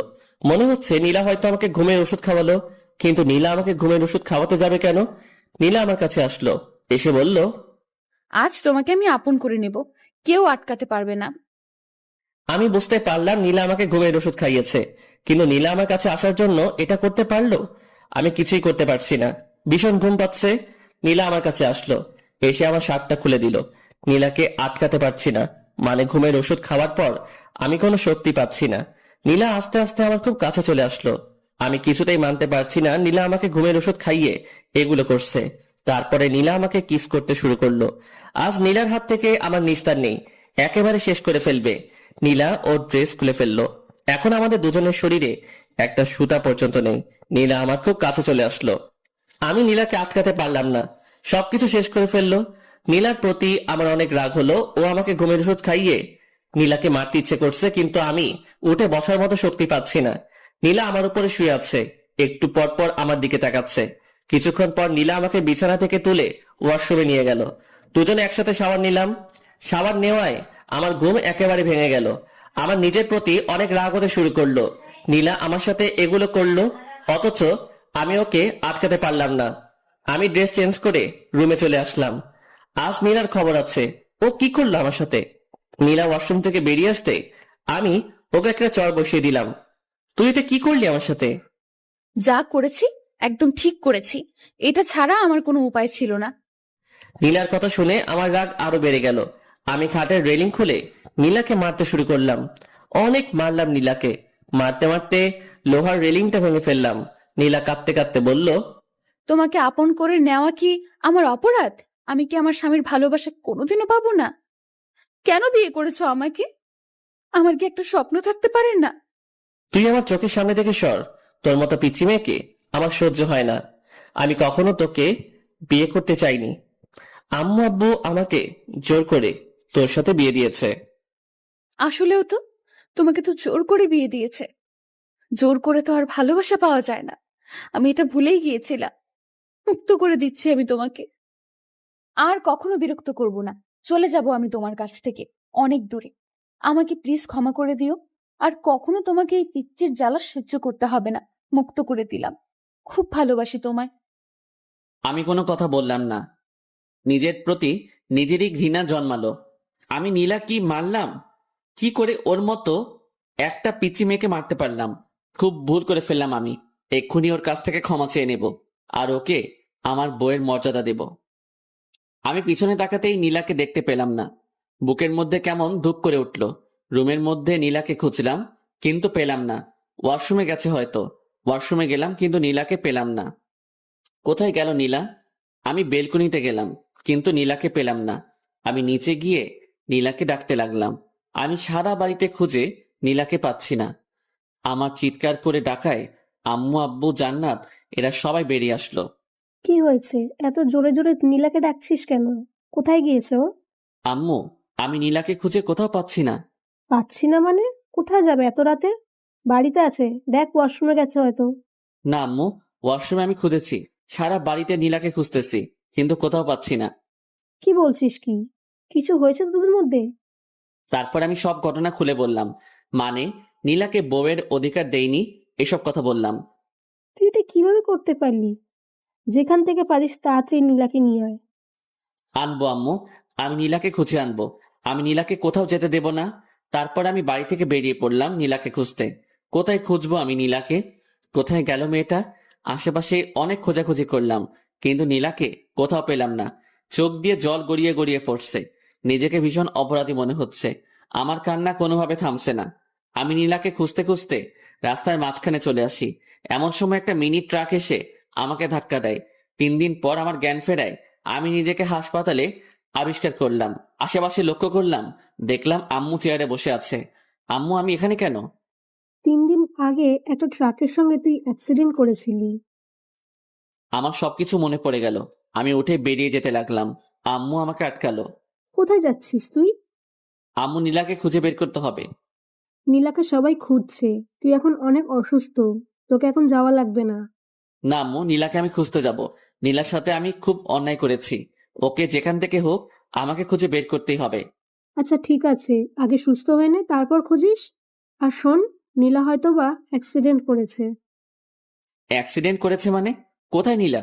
তোমরা কিভাবে জানলে? আমাদের বাসা থেকে একটু সামনেই সেদিন রাতে আরো একটা অ্যাক্সিডেন্ট হয়েছিল, আর ওটা নীলাই ছিল, কারণ ওখানে নীলার রক্তাক্ত ওড়না পাওয়া গেছে। নীলার অ্যাক্সিডেন্টের কথা শুনে আমার বুকের ভিতর কেমন যেন করছে। নীলার কিছু হয়নি তো? কেমন আছে? কোথায় আছে? তুই কোনো চিন্তা করিস না, আশেপাশে সব হাসপাতালে খবর নেওয়া হচ্ছে, নীলাকে খুব তাড়াতাড়ি পাওয়া যাবে।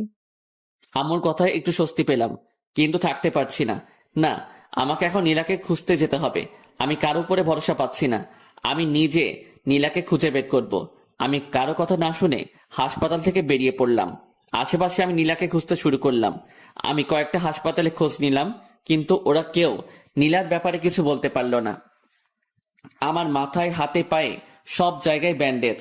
নাড়াচাড়া করায় আমার মাথার ব্যান্ডেজ দিয়ে রক্ত বেরিয়ে পড়ছে। আমি নিরুপায় হয়ে রাস্তা দিয়ে হাঁটছি, আর আমার মাথা দিয়ে টপে টপে রক্ত ঝরছে। কিছু দূর এগুতে আশিক, সামি ওরা আমাকে দেখতে পেল। আমার মাথা দিয়ে রক্ত পড়ায় ওরা আবার আমাকে হাসপাতালে নিয়ে গেল। ডাক্তার আমার মাথায় আবার ওষুধ লাগিয়ে ব্যান্ডেজ করে দিল। নীলার জন্য আমার ভীষণ কষ্ট হচ্ছে। কোথায় পাবো আমি নীলাকে? নীলাকে ছাড়া আমি আর এক মুহূর্ত থাকতে পারছি না। ডাক্তার আমাকে ঘুমের ইঞ্জেকশন দিয়ে ঘুমিয়ে রাখে। এভাবে 7টা দিন পেরিয়ে গেল। আমি এখন মোটামুটি সুস্থ। আজকে আমাকে হাসপাতাল থেকে বাড়িতে নিয়ে গেল। এই 7টা দিন আমার কিভাবে কেটেছে আমি বুঝতেই পারিনি। এখন আমি থাকতে পারছি না নীলাকে ছাড়া। আমার ভীষণ কষ্ট হচ্ছে। নীলাকে একটু দেখার আশায় আমি ছটফট করে বেড়াচ্ছি। এখন আমি নীলাকে খুঁজে বেড়াই। সকাল থেকে শুরু করে রাত পেরিয়ে যায়, আমি নীলাকে খুঁজি, কিন্তু কোথাও পাই না। শহরের আনাচে কানাচে প্রত্যেকটা কোনায় আমি নীলাকে খুঁজেছি, কিন্তু কোথাও পাইনি। ভাবছি ঢাকায় যাব, ওখানে গিয়ে নীলাকে খুঁজবো। আমি বাড়িতে জানিয়ে ঢাকা যাওয়ার উদ্দেশ্যে বের হলাম। রাজশাহী থেকে ঢাকাতে যেতে 6 ঘন্টার মতো সময় লাগে। নীলার কথা ভাবতে ভাবতে আর নীলাকে খোঁজার আশায় আমি ঢাকায় পৌঁছে গেলাম। ঢাকায় গিয়ে একটা হোটেলে রুম নিলাম। তারপর নীলাকে খুঁজতে শুরু করলাম। প্রথমে শহরের হাসপাতালগুলোতে নীলার খোঁজ করতে শুরু করলাম। সারাদিন নীলাকে খুঁজি, মাঝরাত পর্যন্ত খুঁজে বেড়াই। আবার হোটেলে ফিরে আসি গভীর রাতে। নীলাকে কোথাও খুঁজে পাই না। রাতে বাসায় ফিরে ঘুম আসে না। নীলার কথা ভাবতে ভাবতে সকাল হয়ে যায়। এইভাবে 1 মাসের মতো আমি নীলাকে খুঁজি, কিন্তু পাই না। 1 মাস নিয়মিত ঘুম না পাড়ায় আমি একটু অসুস্থ হয়ে পড়লাম। আমি বাড়িতে ফিরে আসলাম। সবার কাছে নিজেকে অপরাধী মনে হয়। আমি সত্যি বড় অপরাধী। আমি নীলার সাথে অনেক অপরাধ করেছি। চাচা চাচির সামনে নিজের মুখ দেখাবো কিভাবে? ওদের একমাত্র মেয়ে, ওরা কত কষ্ট আছে। আমার ভীষণ কষ্ট হয়। যদি কাউকে দেখাতে পারতাম তাহলে সেই বুঝতো আমার ভেতরটা। রুমে শুয়ে আছি, এমন সময় আম্মু আসলো খাবার নিয়ে। ঢাকায় গিয়ে তো নিজের শরীরের অবস্থা একেবারে শেষ করে ফেলেছিস। শোন, যা হয়েছে সেটা তোর ভাগ্য ছিল। তুই দেখিস নীলা একদিন ঠিক ফিরে আসবে। আমি আম্মুকে জড়িয়ে ধরে কান্না করতে শুরু করলাম। আমার ভীষণ কষ্ট হয়, ভীষণ। আমি বুঝতে পারি, তোর দিকে তাকালেই আমি সবকিছু বুঝতে পারি। আম্মু, এখন কি করব আমি? সবকিছু ঠিক হয়ে যাবে, তুই একটু ধৈর্য ধর। তারপরে আম্মু আমাকে খাইয়ে দিল। আমি বসে বসে নীলার সেই দুষ্টুমিগুলো ভাবছি। কত কিছুই না করতো একটু ভালোবাসা পাওয়ার জন্য। আজ আমি ওকে আমার সব ভালোবাসা দিতে চাই, কিন্তু আজ ও নেই। ওদিকে নীলা এখন দুবাইয়ে।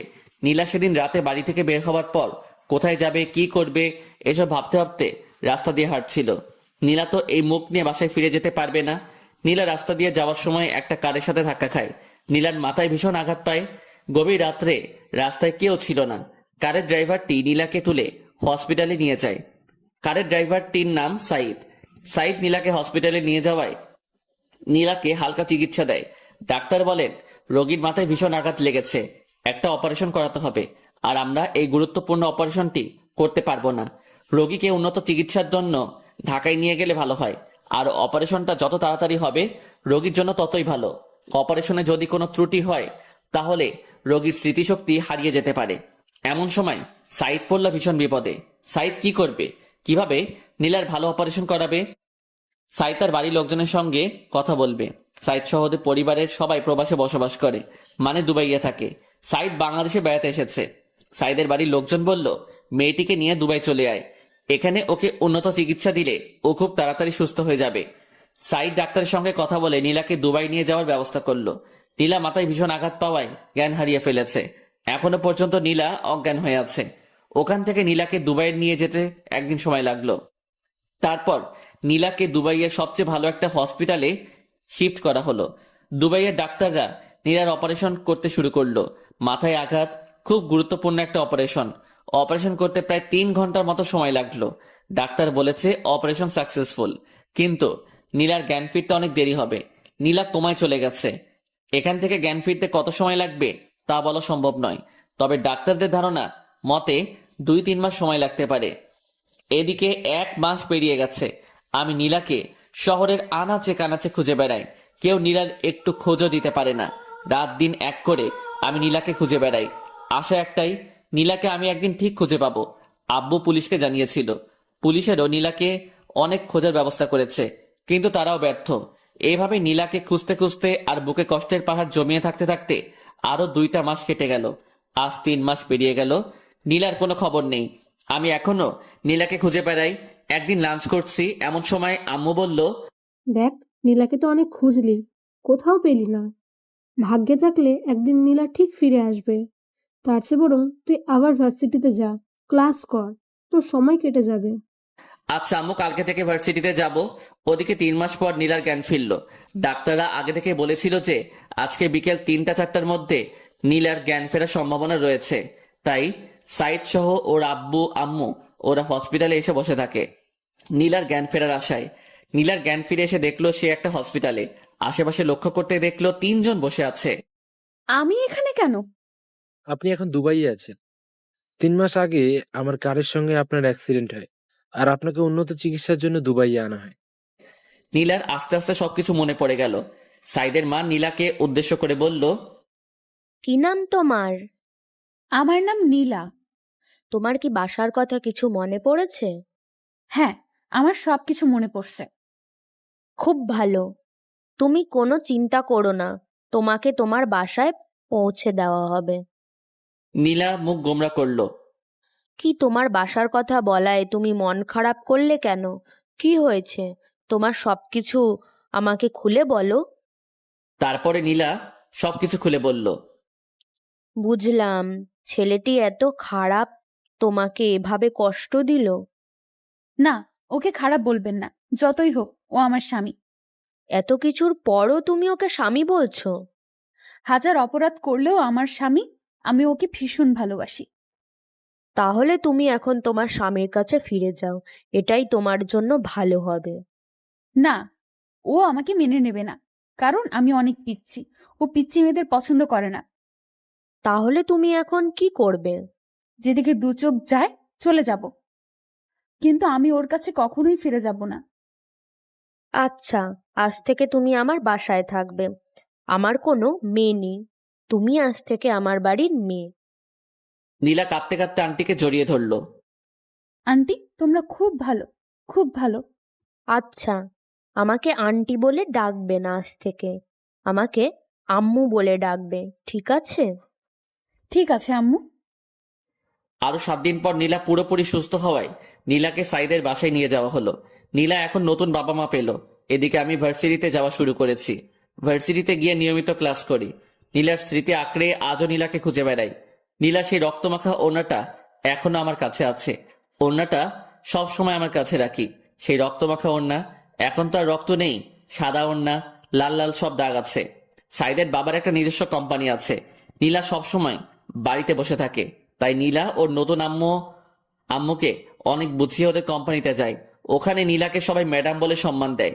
নীলার এগুলো শুনতে খুব ভালো লাগে, তাই নীলা নিয়মিত অফিসে গিয়ে বসে থাকে। বসে বসে অফিসে বিভিন্ন কাগজপত্র সিরিয়াল করে। এভাবে চলতে থাকে আমার এবং নীলার দুই দিকে দুই পৃথিবী। নীলার একদিন হঠাৎ খুব বমি হয় আর সে মাথা ঘুরে পড়ে যায়। ডাক্তার নীলাকে চেক আপ করে বলে নীলা প্রেগনেন্ট। সেদিন রাতে আমাদের মিলন হয়, যার ফলে নীলা আজ প্রেগনেন্ট। নীলার বাচ্চাটিকে নষ্ট করে ফেলতে বলি, কিন্তু নীলা রাজি হয় না। নীলা মনে মনে ভীষণ খুশি। নীলা প্রেগনেন্ট এটা শুনে নীলা খুশি। মেয়েরা প্রেগনেন্টের কথা শুনলে এমনিতে অনেক খুশি হয়। নীলার আম্মু নীলাকে অনেক সেবা যত্ন করে। এদিকে আমার অনার্স 2য় বর্ষের পরীক্ষা শুরু হয়ে যায়। আমি ঠিক মতো পরীক্ষা দেই। পরীক্ষা শেষ হতে 2 মাসের মতো সময় লাগলো। দেখতে দেখতে আরো 4টা মাস কেটে গেল। আমি এখন অনার্স 3য় বর্ষে উঠে গেছি। সময় আমার কিছুতেই কাটে না। নীলার স্মৃতি আঁকড়ে এখনো বেঁচে আছি। ওদিকে নীলা প্রেগনেন্ট প্রায় 10 মাস হয়ে এসেছে। নীলাকে একটা হসপিটালে ভর্তি করানো হয়েছে। নীলা মা হতে চলেছে। নীলার মধ্যে এক অন্যরকম খুশি বিরাজ করছে। ডাক্তারের পরামর্শ অনুযায়ী দুপুরের দিকে নীলার সার্জারি করা হয়। আলহামদুলিল্লাহ, পুত্র সন্তান, মা ছেলে দুজনেই সুস্থ আছে। নীলা তার বাচ্চাকে পেয়ে অনেক খুশি। এদিকে আমি আজকে ভার্সিটিতে যাইনি। মনের মধ্যে কেমন যেন করছে। আসলে রক্তের টান থাকলে যেটা হয়, আজকে খুব শুধু নীলার কথা মনে পড়ছে। এভাবে চলতে চলতে আরো 3টা বছর কেটে যায়। আমার বিসিএস কমপ্লিট। আম্মু আব্বু আমাকে কোনো চাকরি বাকরি করতে দেয়নি। নিজেদের ব্যবসা সামলাতে হবে। নীলার কথা সবাই ভুলে গেছে, মানে সবাই মেনে নিয়েছে যে নীলা মারা গেছে। আম্মু আব্বু আমাকে আবার বিয়ে দিতে চেয়েছে, কিন্তু আমি বিয়ে করিনি। আসলে বিয়ে করার কোনো ইচ্ছাই নেই। নীলার স্মৃতি আঁকড়ে ধরে বেঁচে আছি, যদিও কাউকে বুঝতেই দেই না যে আমি আজও নীলাকে ভালোবাসি। এখন আমি অফিসে যাই। আব্বুর ব্যবসা সামলাই। আমাদের একটা ছোটখাটো কোম্পানি আছে। আব্বু এবং তার বন্ধু মিলে কোম্পানিটা চালায়। আমিও অফিসে গিয়ে অফিসে আর কিছু কাজ করি। রাতে ডিনার করছি, এমন সময় আম্মু বলল, তোর আবার বিয়ে দেবো, তোর জন্য মেয়ে খুঁজছি। দেখো আম্মু, এর আগে তোমাদের ইচ্ছায় বিয়ে করেছিলাম। এখন প্লিজ একটা রিকোয়েস্ট করছি, আমাকে আর বিয়ের কথা বলো না। আমি আর জীবনেও বিয়ে করব না। আমরা না এখন বুড়ো হয়ে যাচ্ছি, আমাদের কি নাতি নাতনির মুখ দেখার ইচ্ছে নেই? নাতি নাতনির মুখ দেখার ইচ্ছা থাকলে তোমাদের মেয়েকে বিয়ে দাও, আমাকে কখনো বিয়ের কথা বলবেন না। আর কেউ কোনো কথা বলল না। আমি ডিনার শেষ করে রুমে গিয়ে শুয়ে পড়লাম। ওদিকে দুবাইয়ে নীলা কাটাচ্ছে অপূর্ণ এক জীবন। মানে নীলার ছেলে আছে কিন্তু স্বামী নেই। নীলার ছেলের নাম রেখেছে জিসান। ওর বয়স এখন 3 বছর। নীলাও এখন আমার কাছে ফিরে আসতে চায়, কিন্তু ভয় একটাই, আমি যদি নীলাকে মেনে না নেই। নীলা নিজের মা বাবাকে ছেড়ে চলে গেছে শুধু আমার জন্য। মেয়েটা তো অনেক কষ্ট সহ্য করে আজও টিকে আছে। জিসান তার আব্বুর ভালোবাসা থেকে বঞ্চিত। নীলা জিসানকে বুঝতে দেয় না যে তার আব্বু নেই। জিসান ওর আব্বুর কথা জিজ্ঞাসা করলে নীলা বলে, আমি তোর আব্বু, আমি তোর আম্মু। সাইদদের দুবাইয়ের কোম্পানির সাথে আমাদের কোম্পানির একটা ডিল হয়। 2 কোম্পানি থেকে একটা মিটিং করার সিদ্ধান্ত হয়, আর মিটিংটা আমাদের দেশে হবে এটা নির্ধারণ করা হয়। সাইদ গিয়ে নীলাকে বলে, বাংলাদেশের একটা কোম্পানির সঙ্গে আমাদের একটা মিটিং আছে, আমরা বাংলাদেশে যাব। তুমি আমাদের সাথে যাবে? না, আমি বাংলাদেশে যাব না। বাংলাদেশেই তো যাচ্ছি, তোমাদের বাড়িতে তো না। আমরা গিয়ে ওখানে একটা মিটিং করব আর ওখানে 1 মাস থাকবো। ভাবছি আব্বু আম্মু ওদেরকে নিয়ে যাব, তাই বলছি তুমিও আমাদের সাথে চলো। হ্যাঁ নীলা, তুমিও আমাদের সাথে যাবে। আমরা বাংলাদেশ থেকে ঘুরে আসি। আচ্ছা, তোমরা যখন বলছো তাহলে যাব। আচ্ছা ঠিক আছে, সামনের ফ্রাইডেতে আমাদের ফ্লাইট। তারপর শুক্রবারের ফ্লাইটে নীলা, জিসান, সাইদ, সাইদের আম্মু আব্বু সহ অফিসের কিছু লোকজন, ওরা সবাই বাংলাদেশে চলে আসে। ওরা এসে একটা হোটেলে বুকিং হয়, আর মিটিংটা হবে আমাদের কোম্পানিতে। 2 দিন রেস্ট নেওয়ার পর আমাদের কোম্পানিতে সাইদ, সাইদের আব্বু, নীলা আর কোম্পানির লোকজন ওরা মিটিং করতে আসে। আমরা একটা প্রজেক্টের ডিল নিয়ে মিটিং করব। আমি আব্বু খুব তাড়াতাড়ি অফিসে চলে আসি। অফিসের আরো লোকজন নিয়ে আমরা মিটিং করার জন্য প্রস্তুতি নেই। মিটিং 10টায় শুরু হয়। 2 কোম্পানির প্রায় 20 জন নিয়ে মিটিং করা হয়। আমরা মিটিং শুরু করার আগেই সবার সাথে হ্যান্ডশেক করতে গেলাম। সবার সাথে হ্যান্ডশেক করছি আর নিজেদের নাম বলছি। সাইদের সঙ্গে হ্যান্ডশেক করতে গেলাম, ইমন ইসলাম। সাইদ হাত বাড়িয়ে বলল, সাইদ চৌধুরী। তারপরে পাশে হ্যান্ডশেক করতে গেলাম, একটা মেয়ে হাত বাড়িয়ে বলল, নীলা চৌধুরী। আমি নীলার মুখের দিকে তাকিয়ে থাকলাম। নিজের চোখ দিয়ে কি দেখছি বিশ্বাস করতে পারছি না। আমার চোখের সামনে নীলা দাঁড়িয়ে আছে, মুখ দিয়ে কোনো কথা বের হচ্ছে না, গলা শুকিয়ে আসছে। আমি কোনো রকম হ্যান্ডশেক করে আমার নাম বলে বসে পড়লাম। কিছুই বুঝতে পারছি না। আজ প্রায় 4 বছর পর নীলা আমার চোখের সামনে। আমি নীলার দিকে তাকাচ্ছি, কিন্তু নীলা আমার দিকে একবারও তাকাচ্ছে না। নীলার আগে যার সাথে হ্যান্ডশেক করলাম উনি বলল ওনার নাম সাইদ চৌধুরী, আর নীলা বলল ওর নাম নীলা চৌধুরী। কি আজব, নীলার মনে হয় ওনার সাথে বিয়ে হয়েছে। যাক, তাও খুশি হলাম। নীলা তো বিয়ে করে সুখে আছে। আজ আমি অনেক খুশি। তারপরে মিটিং এর দিকে মনোযোগ দিলাম। মন কিছুতেই বসছে না। আজকের মতো মিটিং শেষ হলো, কিন্তু সম্পূর্ণ ডিল নিয়ে আলোচনা করা হলো না। তাই কালকে আবার মিটিং করা হবে। আমি বাড়িতে গিয়ে সরাসরি রুমে চলে গেলাম। চোখ দিয়ে খুব জল ঝরছে। আজ আমি অনেক খুশি। আজ নীলাকে দেখলাম, তাও তো নীলা সুখে আছে। এটা দেখেই অনেক ভালো লাগছে। পরের দিন আমি খুব তাড়াতাড়ি অফিসে চলে গেলাম। এমন সময় সাইদের একটা ফোন আসলো। সাইদ একটু সাইডে গিয়ে ফোনটা রিসিভ করলো। নীলা আমাকে উদ্দেশ্য করে বলল, কেমন আছেন মিস্টার রিমন? হ্যাঁ ভালো আছি, আপনি? আমিও খুব ভালো আছি। তা আপনার বড় ওয়াইফ কেমন আছে? মানে? না, আপনার তো পিচ্চি পছন্দ হয় না, তাই বলছি আপনার বড় ওয়াইফ কেমন আছে? আমার কোনো বড় ওয়াইফ নেই। কেন, এখনো বিয়ে করেন নাই? না, কারো অপেক্ষায় ছিলাম। সত্যি বলছেন? হ্যাঁ, কিন্তু এখন আর নেই। এখন সে তার স্বামী সন্তান নিয়ে খুব সুখে আছে, তাই। একদম তাই। তারপর আমি জিসানের সঙ্গে কিছুক্ষণ কথা বললাম। মিটিং এর সময় হয়ে গেছে, তাই জিসানকে নামিয়ে দিয়ে আমরা মিটিং করতে গেলাম। জিসানকে নীলা ওর ফোন দিয়ে পাশের একটা রুমে বসিয়ে দিল। জিসান সম্ভবত ফোনে গেম খেলছে। আমরা সবাই মিটিং করতে বসলাম। প্রজেক্ট নিয়ে বিভিন্ন আলাপ আলোচনা করলাম। মিটিং করা শেষে সাইদের কোম্পানির সঙ্গে আমাদের কোম্পানির খুব ভালো একটা বন্ধুত্ব হয়ে গেল। আমরা মিটিং শেষ করে সবাই একসাথে লাঞ্চ করলাম। শেষবারের মতো নীলার দিকে একবার তাকালাম। নীলা হয়তো আবার চলে যাবে দুবাইয়ে, তাই শেষবারের মতো আমি নীলার মুখের দিকে তাকিয়ে আছি। হঠাৎ নীলাও আমার দিকে তাকালো। আমি নীলার দিক থেকে চোখ সরিয়ে নিলাম। লাঞ্চ শেষে একটু রেস্ট নিয়ে ওরা সবাই চলে যেতে লাগলো। আমরা ওদেরকে একটু এগিয়ে দিতে গেলাম। হঠাৎ জিসান এসে আমার পা জড়িয়ে ধরলো। আমি জিসানকে কোলে তুলে নিলাম। একটু আদর করে জিসানকে নামিয়ে দিলাম। ওরা গিয়ে গাড়িতে উঠলো। নীলা গাড়ির গ্লাস খুলে আমার দিকে তাকালো। দেখলাম নীলার চোখ দিয়ে জল পড়ছে।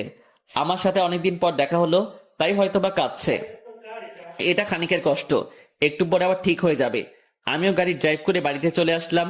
বাড়িতে এসে শাওয়ার নিলাম। রুমে বসে শুধু অফিসের কথাই ভাবছি। জিসানের মায়ায় পড়ে গেছি। জিসানকে আমার খুব আপন আপন লাগছে। ওদিকে নীলা হোটেলে গিয়ে ভীষণ কান্না শুরু করেছে। নীলার আম্মু নীলার সাথে কথা বলে কিছু জানার চেষ্টা করছে, কিন্তু নীলা কিছু বলছে না, শুধু কেঁদে চলেছে। অনেক চেষ্টা করে নীলার আম্মু জানতে পারলো যে আজকে আমার সাথে নীলার দেখা হয়েছিল। কাঁদছো কেন তুমি? আম্মু, ইমন ভালো নেই। তুমি কিভাবে জানলে ও ভালো নেই? ওর সাথে কথা বলেছি, ও এখনো বিয়ে করে নাই, এখনো আমার অপেক্ষায় আছে। কি বলছো কি? তুমি তো বলেছিলে ও তোমাকে সহ্য করতে পারতো না, তাহলে এখনো তোমার জন্য অপেক্ষা কেন করছে? আমি কিছু জানি না আম্মু, আমার এখন ভীষণ কষ্ট হচ্ছে। তুমি একদম কষ্ট পেও না। তোমার স্বামী যখন তোমার জন্য এখনো অপেক্ষা করে আছে, তাহলে তোমার ওর কাছে ফিরে যাওয়া উচিত। কিন্তু আমি কিভাবে ওর কাছে ফিরে যাব? তুমি কোনো চিন্তা করো না, আমরা সব ব্যবস্থা করব। এদিকে আমি শুধু বারবার নীলা আর জিসানের কথা ভেবে চলেছি। নীলা এখন বড় হয়ে গেছে। না, আমি কি সব ভাবছি। নীলা তো এখন অন্য কারো বউ। এসব নিয়ে আমার না ভাবাই ভালো। আমি রাতে এটা সেটা ভাবতে ভাবতে ঘুমিয়ে পড়লাম। সকালে ঘুম থেকে উঠে দেখলাম একটা নাম্বার থেকে বেশ কয়েকবার ফোন এসেছে। আমি ফোনটা ব্যাক করলাম। ফোনটা রিসিভ করতে ওপাশ থেকে বলল, হ্যালো মিস্টার ইমন, আমি সাইদ চৌধুরী। ও আচ্ছা, কি খবর? আপনার সাথে কিছু কথা আছে, দেখা করতে পারবেন? হ্যাঁ অবশ্যই, কোথায় আসবো? আমি একটা জায়গা টেক্সট করে দিচ্ছি, ওখানে চলে আসুন। আচ্ছা ঠিক আছে। তারপর আমি ফ্রেশ হয়ে ব্রেকফাস্ট করে চলে গেলাম টেক্সট করা জায়গায়। গিয়ে দেখলাম সাইদ চৌধুরী বসে আছে। আরে মিস্টার ইমন, আসুন, এখানে বসুন। জি ধন্যবাদ। তা আপনার দিনকাল কেমন কাটছে? হ্যাঁ ভালো কাটছে। আপনি তো অনেক লাকি। বুঝলাম না আপনার কথা। না, আপনি খুব ভালো একটা বউ পেয়েছেন, তাই বললাম আপনি খুব লাকি। সাইদ হাসতে হাসতে বলল, আরে ভাই, আমি তো এখনো বিয়েই করি নাই। মানে কি বলছেন আপনি? তারপরে সাইদ আমাকে সব ঘটনা খুলে বলল। আমার চোখ দিয়ে জল পড়তে শুরু করলো। আরে এখন কাঁদছেন কেন? এখন সবকিছু ঠিক হয়ে যাবে। এই নীলা, এদিকে আসো। তারপরে নীলা, জিসান, ওদের সাথে আরো দুজন আসলো। ওরা মনে হয় সাইদের মা বাবা। জিসান এসে আমার পা জড়িয়ে ধরলো আর বলল, তুমি আমার আব্বু। আম্মু আমাকে সবকিছু বলেছে। তুমি খুব পচা। তুমি আমাকে ছেড়ে অনেক দূরে ছিলে। আমি জিসানকে কোলে নিয়ে কয়েকটা চুমু খেলাম। হ্যাঁ রে, তোর আব্বু অনেক পচা। তোকে একটু আদর ভালোবাসা দেয়নি? আব্বু, তুমি আমাকে ছেড়ে কোথাও যাবা না তো? না রে, আমি তোকে ছেড়ে আর কখনো কোথাও যাব না। সত্যি বলছো তো আব্বু? হ্যাঁ সত্যি বলছি, আমি তোকে ছেড়ে আর কখনো কোথাও যাব না। এই যে মিস্টার ইমন, এখন আপনার বউ আর ছেলেকে নিয়ে আপনি বাসায় যান। আমরা কয়েকদিন পর আপনার বাসায় আসছি। কয়েকদিন পর কেন? আপনারা সবাই এখনই আমাদের সাথে চলুন। আচ্ছা আপনি যান, আমরা কয়েকদিন পরে আসি, ঠিক আছে? আচ্ছা ঠিক আছে। তারপরে সাইদের মা বাবার কাছ থেকে বিদায় নিয়ে আমি, নীলা আর জিসান বেরিয়ে পড়লাম। আমি গাড়ি ড্রাইভ করছি। পাশের সিটে নীলা বসেছে। আমাদের মাঝখানে জিসান আছে। নীলা এখন আমার সাথে কথা বলছে না। আমি নীলার দিকে তাকাচ্ছি, কিন্তু কোনো কথা বলছি না। জিসানের সাথে সাথে একটার পর একটা কথা বলে যাচ্ছে। কিছুক্ষণ পর আমরা বাড়িতে পৌঁছে গেলাম। কলিং বেল দিলাম। আম্মু এসে দরজা খুলে দিল। নীলা এবং আম্মু দুজন দুজনের দিকে তাকিয়ে আছে, কেউ কোনো কথা বলছে না। নীলা সরাসরি গিয়ে আম্মুর পা জড়িয়ে ধরলো আর বলল, আম্মু, তুমি আমাকে ক্ষমা করে দাও। আম্মু কিছু বলছে না, কথা বলার ভাষা হারিয়ে ফেলেছে। আম্মু এবং নীলা দুজনেই কান্না করে চলেছে। একটু পর জান্নাত আর আব্বু আসলো। নীলা আব্বুর পা জড়িয়ে কান্না করতে লাগলো। তারপরে নীলা সবকিছু খুলে বলল, এতদিন কোথায় ছিল, কি করছিল। তারপরে জিসানকে নিয়ে সবাই মাতামাতি শুরু করে দিল। একবার আম্মুর কোলে, একবার আব্বুর কোলে, একবার জান্নাত নিয়ে টানাটানি করছে। কখন কোন দিকে যাচ্ছে কিছুই বোঝা যাচ্ছে না। তারপরে আব্বু চাচা আর চাচিকে ফোন দিয়ে আসতে বলল। আব্বু বলল সারপ্রাইজ আছে। ইমন, তুই নীলাকে নিয়ে উপরে যা, আর দাদু ভাই আমার কাছে থাকবে। তারপরে আমি আর নীলা ওপরে গেলাম। উপরে গিয়ে আমি নীলাকে জড়িয়ে ধরলাম। এই পিচ্ছি, তুই এতদিন আমাকে ছেড়ে কিভাবে থাকতে পারলি? এই শোনো, এখন আমি আর পিচ্ছি নেই, আমি এখন অনেক বড় হয়ে গেছি। তাই তো দেখছি, তুই অনেক বড় হয়ে গেছিস। শোনো, এখন আর তুই করে বলবে না, এখন থেকে আমাকে তুমি করে বলবে, ঠিক আছে? আচ্ছা ঠিক আছে। জানো তোমাকে ছাড়া থাকতে আমার কত কষ্ট হয়েছে। হ্যাঁ, বুঝতে পেরেছি। তুমি আমার সাথে যে সেদিন রাতে ওভাবে ওইসব না করলে এসব কিছুই হতো না। আমিও তোমাকে ভালোবেসে ফেলেছিলাম, আস্তে আস্তে তোমাকে মেনে নিতাম। সেটা বুঝতে পেরেছি, তুমি এতদিন আমার জন্য অপেক্ষা করছো। তুমি অনেক কষ্ট সহ্য করেছো। তুমিও তো আমার জন্য অনেক কষ্ট সহ্য করেছো। হঠাৎ জিসান এসে আব্বু বলে ডাক দিল। কি হয়েছে আব্বু? তুমি আমার আম্মুকে জড়িয়ে ধরে কি করছিলে? কই, কখন জড়িয়ে ধরলাম? না, আমি দেখেছি। না, তোমার আম্মু পড়ে যাচ্ছিল তাই তোমার আম্মুকে ধরেছি। ও, তাহলে ঠিক আছে। তারপর আমি জিসানকে কোলে নিয়ে গল্প করতে শুরু করলাম। দুপুরে লাঞ্চ করে এসে আমি, জিসান, নীলা তিনজন শুয়ে দুষ্টামি করছি। এভাবে দুষ্টামি করতে করতে বিকেল হয়ে আসলো। কিছুক্ষণ পর জান্নাত এসে বলল, ভাবি, গ্রাম থেকে তোমার আম্মু আব্বু এসেছে। নীলা দৌড়ে ওর আম্মু আব্বুর কাছে গিয়ে ওদের পা জড়িয়ে ক্ষমা চাইতে লাগলো। নীলাকে পেয়ে ওর আম্মু আব্বু ভীষণ খুশি। আর খুশি হবে না কেন, একমাত্র মেয়ে বলে কথা। প্রত্যেকটা মা বাবা তার মেয়েকে খুব ভালোবাসে। তারপরে আমরা সবাই গল্প করতে করতে রাত হয়ে আসলো। রাতে সবাই একসাথে ডিনার করে নিলাম। রাতে আমি, নীলা আর জিসান রুমে বসে আছি। এমন সময় জান্নাত আসলো। জিসান, আজকে তুমি আমার সাথে থাকবে। কেন আন্টি? আজকে আমি আমার আব্বুর সাথে আজকে তো তোমার আব্বুর সাথে থাকা যাবে না, আজকে তোমার আব্বু আর আম্মু একসাথে থাকবে। হ্যাঁ জিসান, তোমার আন্টি ঠিকই বলেছে, আজকে তোমাকে আমাদের সাথে নেব না, কাল থেকে তুমি আমাদের সাথে থাকবে। আচ্ছা আম্মু, তুমি যখন বলছো তাহলে আমি আন্টির সাথে থাকবো। তারপরে জিসান আমাকে আর নীলাকে কয়েকটা চুমু দিয়ে ওর আন্টির সাথে চলে গেল। নীলা গিয়ে রুমের দরজা আটকে দিল। নীলা আমার দিকে তাকাচ্ছে আর মুচকি হাসছে। হাসছো কেন? শোনো, আমার আরেকটা বেবি লাগবে। ও মা, আরেকটা? হ্যাঁ, আরেকটা।